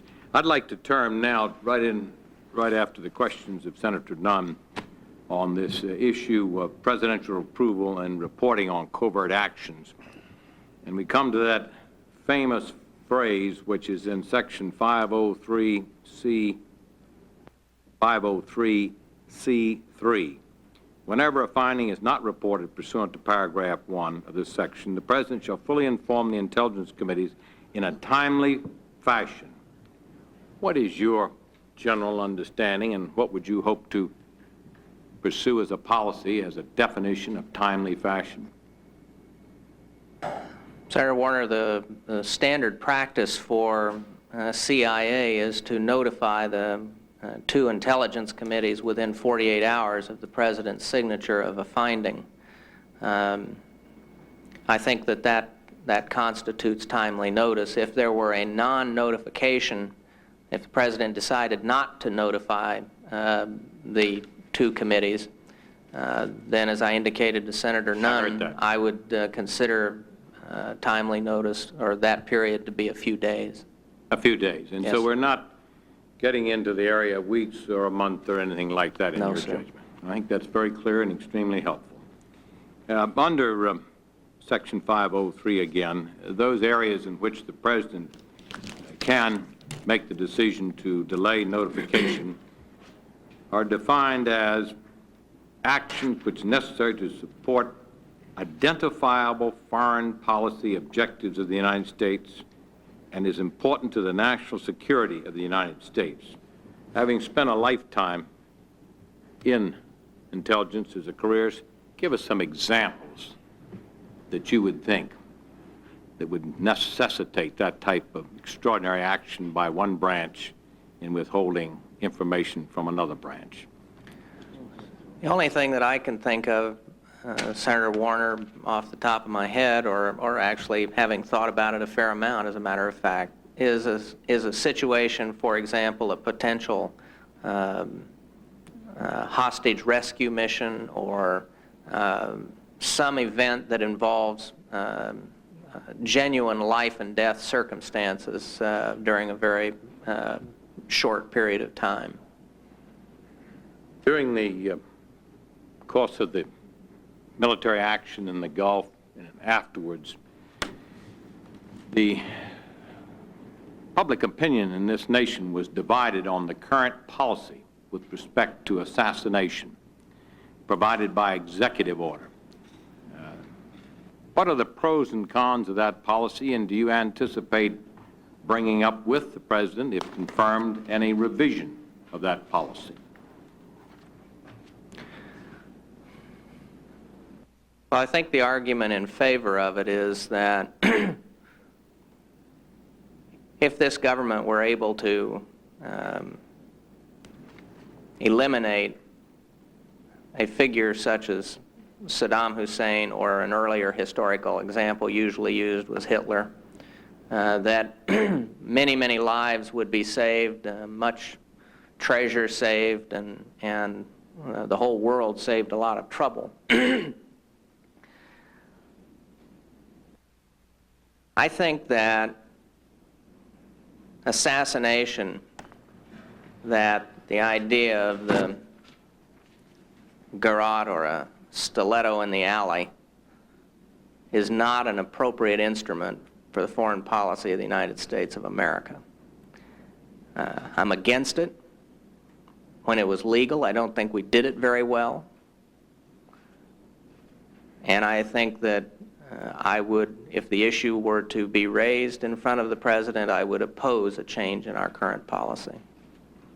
I concur in the views you've expressed. Let me turn to page 4 of your statement, an excellent statement. You said communism everywhere is dead or dying. A number of long-standing regional conflicts are coming to an end. The Cold War is over. But then you are cautious to add down at the bottom the equally important facts about the 30,000 nuclear warheads and particularly the proliferation, the distressing proliferation of weapons of mass destruction, chemical, biological. In my judgment, this is the single most important thing that we've got to direct the resources of this country today, is to try and stop the proliferation and then develop such defenses as we feel necessary for ourselves, our allies and friends against it. What initiatives would you hope to instill in the system that would deal specifically with this question? Senator, I think that as one of his last acts, Director Webster established an interagency center to work the proliferation problem. There's been a significant increase in the budget on issues relating to proliferation. I think something like a 75% increase in funding from 1991 to 1992, something like that. I think that there is a lot more that can be done. One of the things that I notice is that a high percentage of the resources addressed to the proliferation problem are perhaps appropriately addressed to nuclear proliferation. But I'm concerned that we may not be devoting adequate resources to both the chemical and the biological, or as one of the senators commented this morning, the poor man's atom bomb. The ease with which these things can be developed and the ease with which they potentially can be delivered is very worrisome. We have seen in the cases of proliferation around the world that at least you have a long lead time, at least it costs a lot of money, at least you need to go get foreign help. So there are a lot of opportunities to try and get at the nuclear proliferation problem, or at least be aware of when you have a problem. My worry is that in the chemical and biological arenas, you may not even know you've got a problem until too late. So the only suggestion sort of off the top of my head under these circumstances that I would have would be to look very carefully at the resources being devoted, particularly on the chemical and biological side. I think also the proliferation of these ballistic missile technologies is another area that warrants very close attention. And as I say, I think the community has already identified proliferation as a very major priority. I think it's a matter of looking at it and seeing what additional efforts can be made. What about during the course of the coup? I mentioned it in my opening statement this morning, my concern for the fact that the underlying premise of deterrence has always been, since the aftermath of World War II, that on both sides there would be rational men that would have to make the decision respecting the use of the nuclear weapons. And here we see in the Soviet Union, for periods of time, those who had the codes were intoxicated. Right at that seat where you are, Admiral Akramayov sat and addressed the Armed Services Committee just a matter of months ago, the closest military advisor Gorbachev had, and he took his life, as did, I think, some others. What steps should our government take, and perhaps in conjunction with other governments, to try and ensure a greater stability in terms of the control of nuclear weapons? Well, I certainly think that there are grounds for a dialogue with the leaders of the new center government in the Soviet Union and with appropriate republic leaders about command and control of nuclear weapons and how this new government intends to deal with it. Now, will you raise that as a priority in the agency and within the intelligence structure? Yes, sir. Subject of arms control. If you were called in today, and the President was to ask you, should I or should I not send up the START agreement, bearing in mind that a very important aspect of that agreement should be brought up in the Senate in the foreseeable future is verification. How could we assure ourselves under a START agreement, or even during the course of the deliberation on the START agreement, that we would have an accurate knowledge of how that agreement would be verified given the fractured state of the central government in the Soviet Union today? What advice would you be prepared to give the President? Primary advice that I would give the President is that we must devote the resources necessary to fulfill our opportunities under the on-site inspection provisions to ensure that we had the kind of people, the quality of people who were both linguistically and technically qualified to be able to see to it that the Soviets were carrying out the obligations that they had made. Do we have adequate assets in place today to do that? And particularly if we're no longer dealing with the central government, but we have to deal perhaps with some type of central government as well as individual republics? Well, Senator, in the vein of full disclosure, I feel obligated to remind the committee that when I testified as Deputy Director for Central Intelligence on the INF Treaty, I stated that the INF Treaty would put us at the edge of our verification capabilities, and that I thought START would put us beyond it.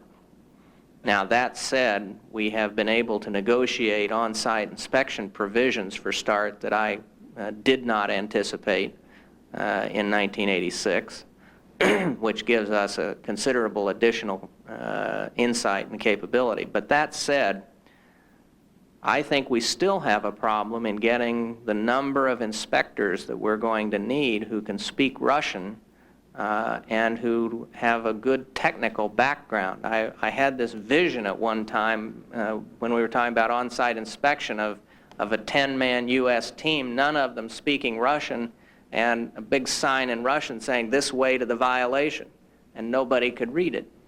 The community is stretched in terms of the number of people who have both of those capabilities. And I think it's going to have to be a matter of cooperation between both the executive branch and the Congress in terms of assuring the resources in the future to be able to do those jobs appropriately. Let's go back again to the Soviet Union today. Given the state of affairs that exists here at nearly 6 o'clock here on this Monday evening, are we in a position as a nation to continue beginning new initiatives in arms control, or should we sort of put this process on hold for a period within which the Soviet Union sought out and we know exactly with whom we deal, given that in your area of responsibility, in the i.e. verification, there are some question marks? Well, Senator, the question about whether to go forward with new arms control initiatives is really at root a policy question. But it hinges on the ability to have verifiable, that is, verification provisions in the treaty which come within your area of responsibility. Yes, sir. I think that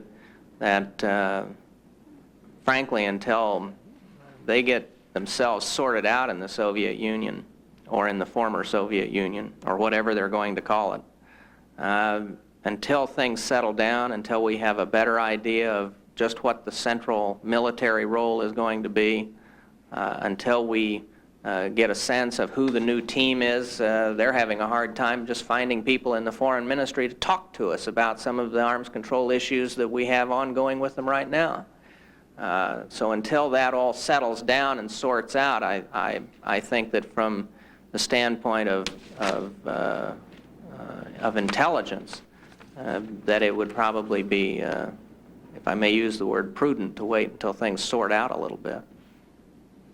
You've given some very dramatic testimony today about your former boss, Director Casey. And indeed, I must say I was taken back by the description of the chaotic situation in the office when a dozen or so people were all trying to talk and papers were flying, and that troubles me. And then you said there's always a problem of sorting out who knew what and when. What type of organizational structure, what type of controls would you place in the agency, were you to be confirmed, that would provide for a better accountability and hopefully situations that would avoid a room full of people in complete dissension and unable to really put together a good paper? What is it you're going to do to avoid the pitfalls that it appears now that Casey fell into repeatedly? Senator Warner, Mr. Casey had his style. I described it earlier. He was basically an independent person, lawyer, author, did not come up in a bureaucracy. And I have my style, and for good or ill, I've been in the bureaucracy my entire career, 25 years. I think I testified at one time that it may have taken Iran-Contra to give bureaucracy a good name, because using the system involves using the built-in safeguards in the system. And I think that you can use the system and take advantage of the safeguards without reducing intelligence effectiveness and without necessarily reducing risk-taking or a willingness to take risks. Now, what happened when I became acting director was that I began the set of institutional changes that Director Webster then codified in terms of how covert actions are to be originated within the agency, the internal approval process in the agency, one that ensures that the inspector, that the general counsel and that the controller and that the appropriate deputy directors, in other words, all of the people inside the agency who have a legitimate role to play that role. And then very set, established procedures for how covert actions are considered within the executive branch, including the presentation of findings to the NSC within the presence of the Attorney General and the President and so on. I think that the institutionalization of those procedures that, and I will claim some of the credit with Director Webster for putting those in place in 1987, are one of the reasons why there hasn't been a crisis of confidence since Iran-Contra in these relationships. Now, some people say that defeats risk-taking. It makes people too cautious. It makes people afraid to take chances. I don't think that's necessarily the case at all, and quite frankly, I think, without going into any detail in this open session, that our clandestine service has had some remarkable achievements over the last 2 or 3 years, and done so within the framework of the rules.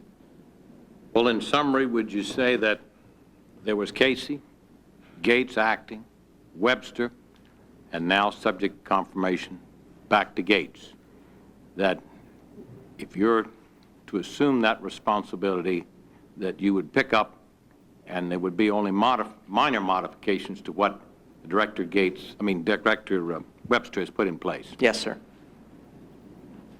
And this, of course, raises the question, there's been a lot of talk, and it seems to me it's loose talk, about the morale within the agency now, and that's very important. Senator Chafee and I once had a very important department ourselves, pretty much the size of the CIA in some respect, and morale is important.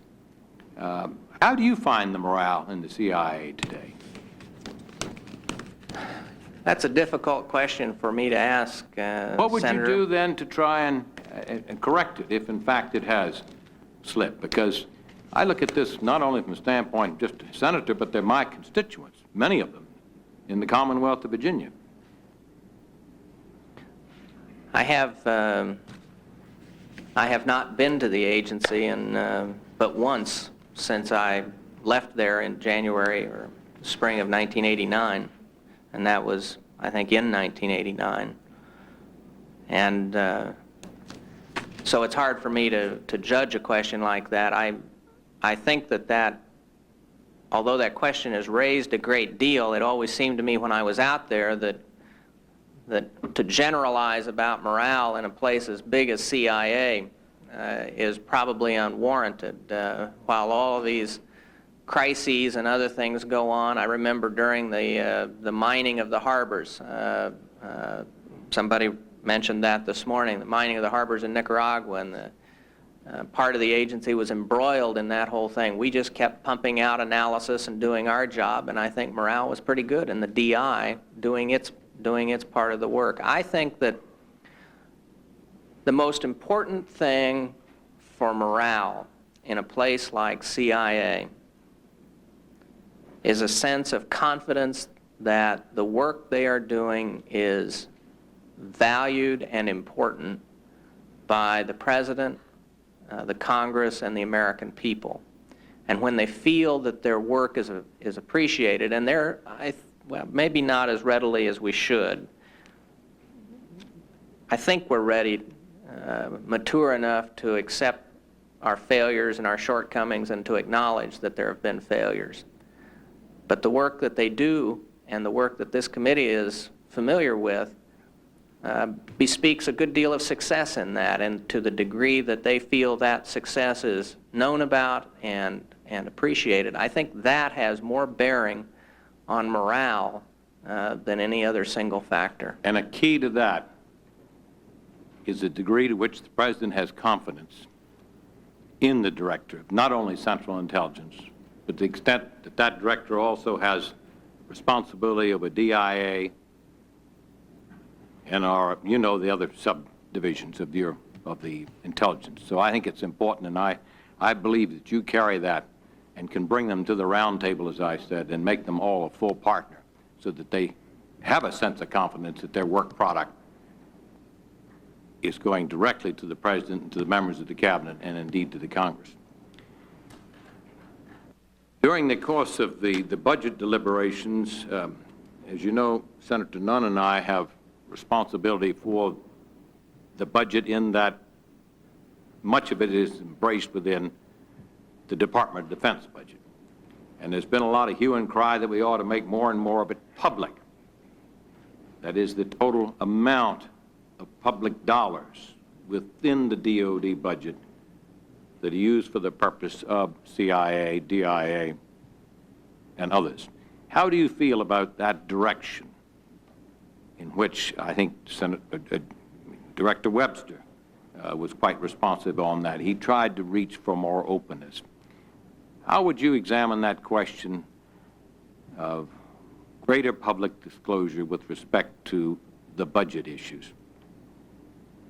Senator, when I talked in my opening statement about perceptions of CIA and the need for CIA to do more in the way of openness, the kinds of steps that are required, it seems to me, are likely to be painful ones and controversial ones.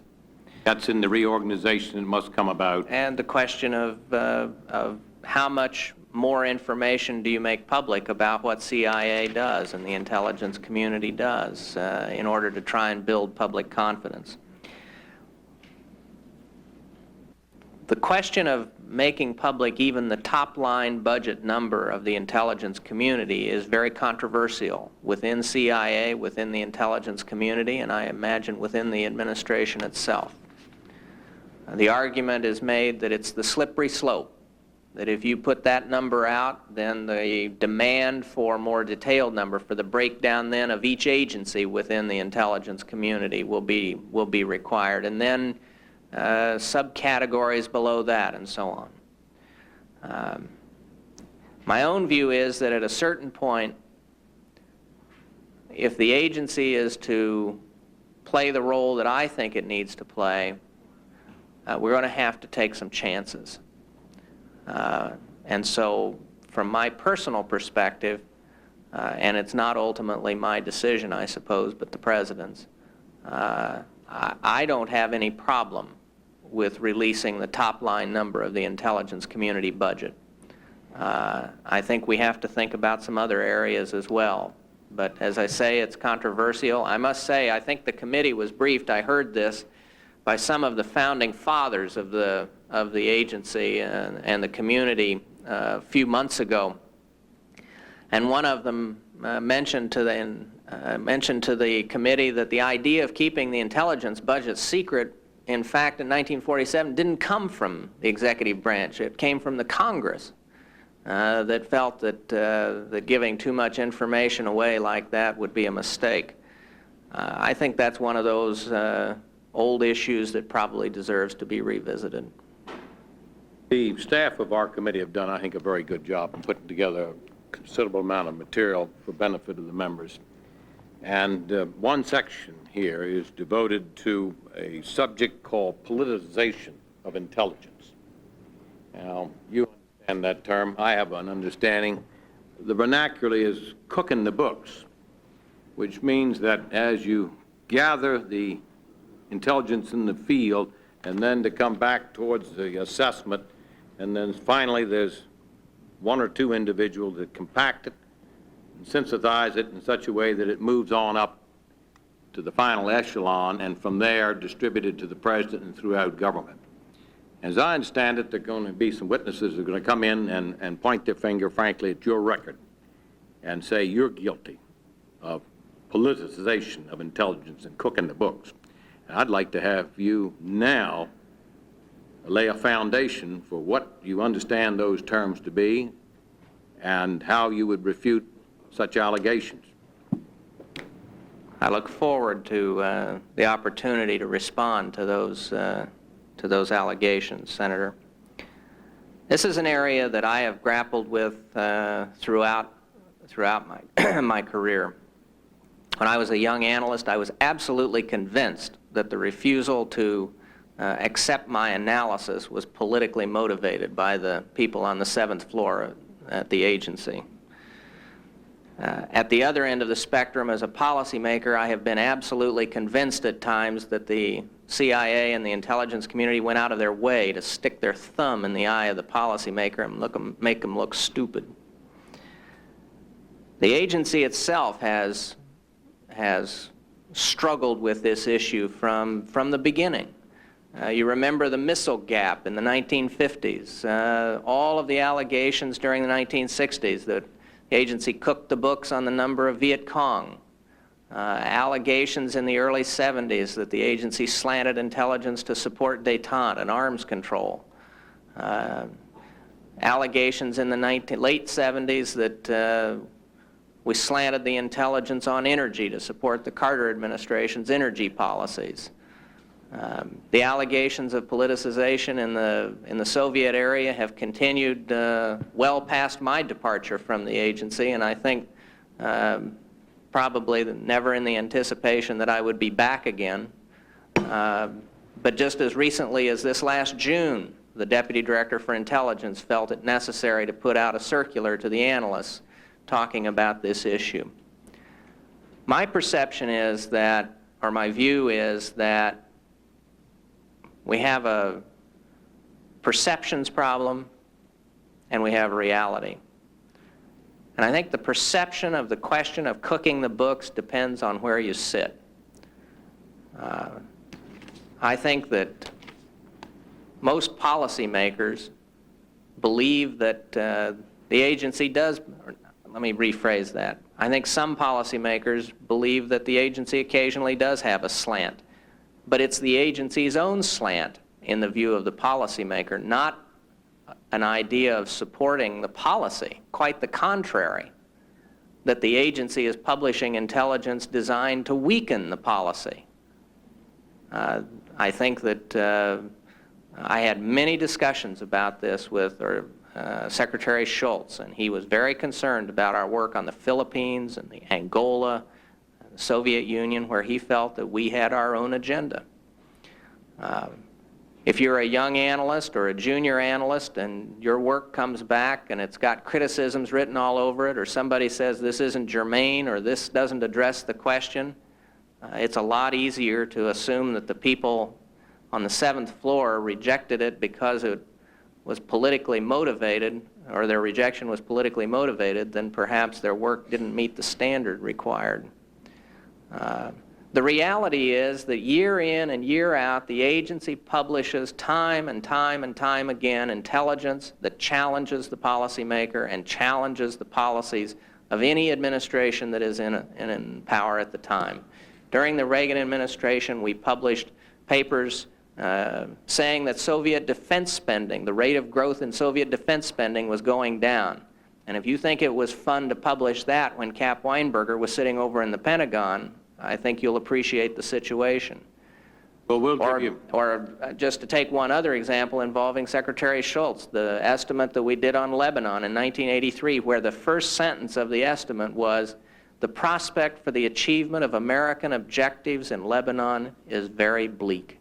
So, Senator, I think that the reality, let me just make one other comment. The reality is that I think intelligence does an honest job of reporting what it truly believes.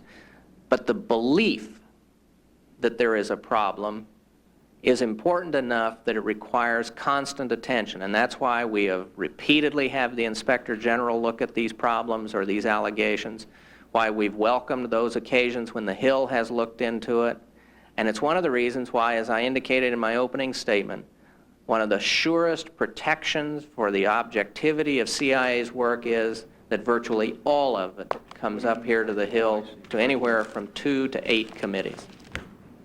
That's a very good answer. You may have to follow up on that after these witnesses, but I judge you're prepared. And my last question, Mr. Chairman, members of the committee, referring to your statement, some of our allies in that long Cold War are now at serious adversaries in the global economic marketplace.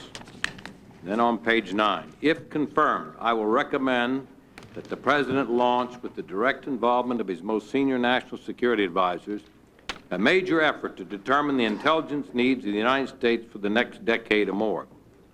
Now, a subject that you and I have worked on and we've discussed here is economic intelligence.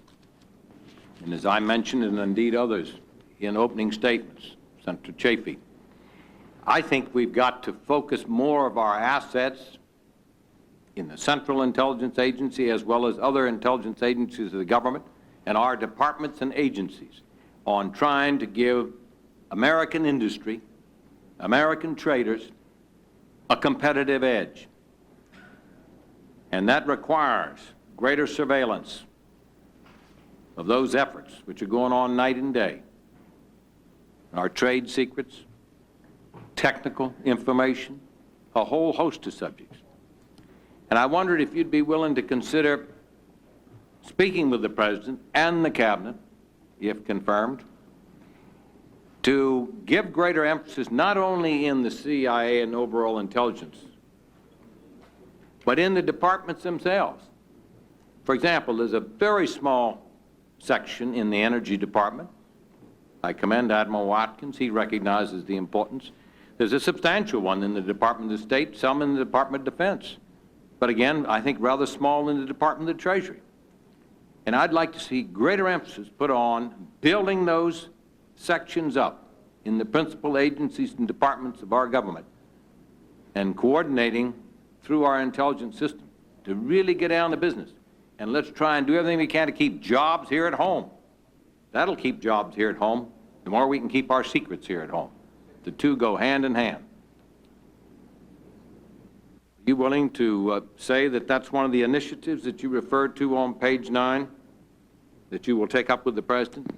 Yes, sir. Do you think it deserves the merit and attention that I've suggested? Yes, sir, I do. I thank you. I thank the Chairman. Thank you very much, Senator Warner. Let me say, I think we've had obviously a very full day already.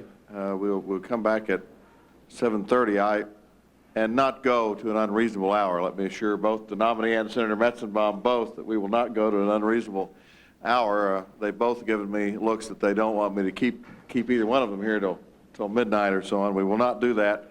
Let me say I appreciate very much some of the last comments that you've made in response to questions, particularly from Senator Nunn and Senator Warner. There are many, many dedicated people who work for the Central Intelligence Agency, and one of my frustrations as chairman of this committee, as well as I'm sure your frustration as a professional in the field, is that we're not free to talk about the successes. And as has been said, it's, I think in quoting President Kennedy, it's the failures that always get the attention in the media. become known, by the very nature of it, the successes are usually still kept a secret. And so it's oftentimes very difficult to find an appropriate way to thank those people who are providing such able and dedicated service.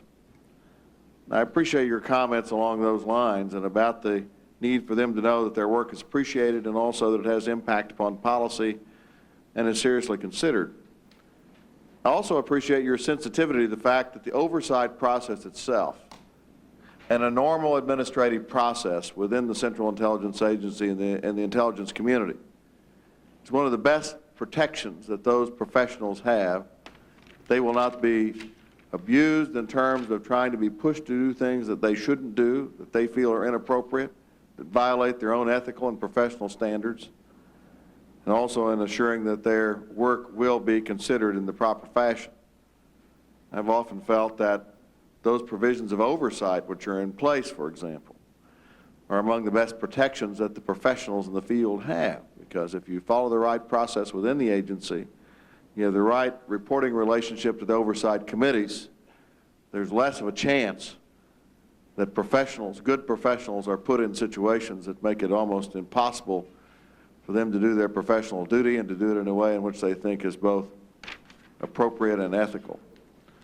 And I think some of the tragedies that we've experienced, in some cases with people who are basically good people, been put in very difficult situations as professionals because the chain of command has been violated, because the oversight process has been violated, because normal process has not been followed.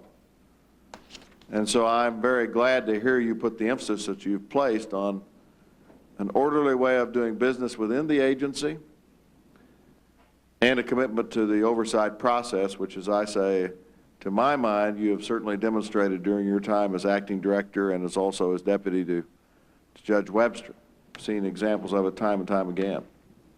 Also pleased, I might say, and I don't know if you have followed the work of this committee, but when you begin to talk about those inspectors, the verification process, and the inability to find people to speak the Russian language, you know, this committee has undertaken a very strong initiative in the education area. And when we had the historians and those that were there at the birth of the CIA come in and talk to us, and we asked them their suggestions about the future, what could we most do to improve the quality of intelligence in America?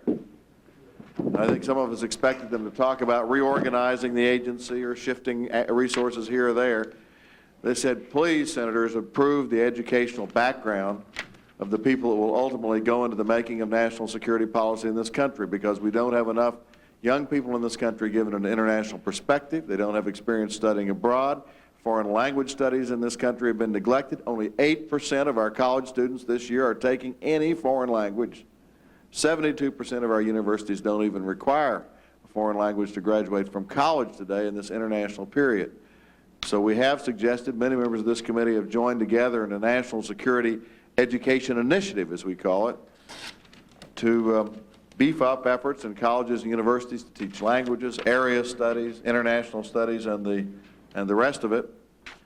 And we've also provided for graduate fellowships in this area, particularly related to government service later. And I hope that that's something that you will find that possible support, at least in concept, from what you've said, because I thought the example you gave was a very dramatic one of the very kind of problem at all levels of government, in fact, at all levels of our society, of having people with the international skills we now need, but particularly impacts the national security community, be it the State Department, the intelligence community, the Defense Department, and others. But I hope that's something you would examine if you're confirmed as renewed initiative in the area of education to improve our functioning all across the board, because I think that is part of national security, and I wonder if you would agree with me that it is part of the definition of national security as we're now confronting these changed world situations. Yes, sir. In fact, part of my graduate education was part of a national defense loan. Part of the National Defense, result of the National Defense Education Act.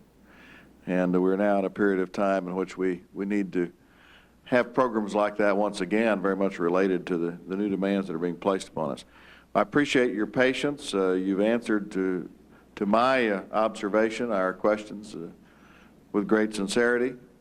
Made every effort to be candid and complete in your answers and to be very direct in your answers. I think we've had an excellent opportunity in this hearing process today not only put down a factual record that's very important, again, to put down a factual record that's important, but also to discuss broadly some of the more important philosophical questions that relate to the function of the intelligence community. And I appreciate the way in which you've approached our questions in this process today. We will stand in recess until approximately 7:30, when we will then begin the questioning with Senator Metzenbaum. And again, I will promise you both that we will only go on for a reasonable period of time. We'll stand in recess.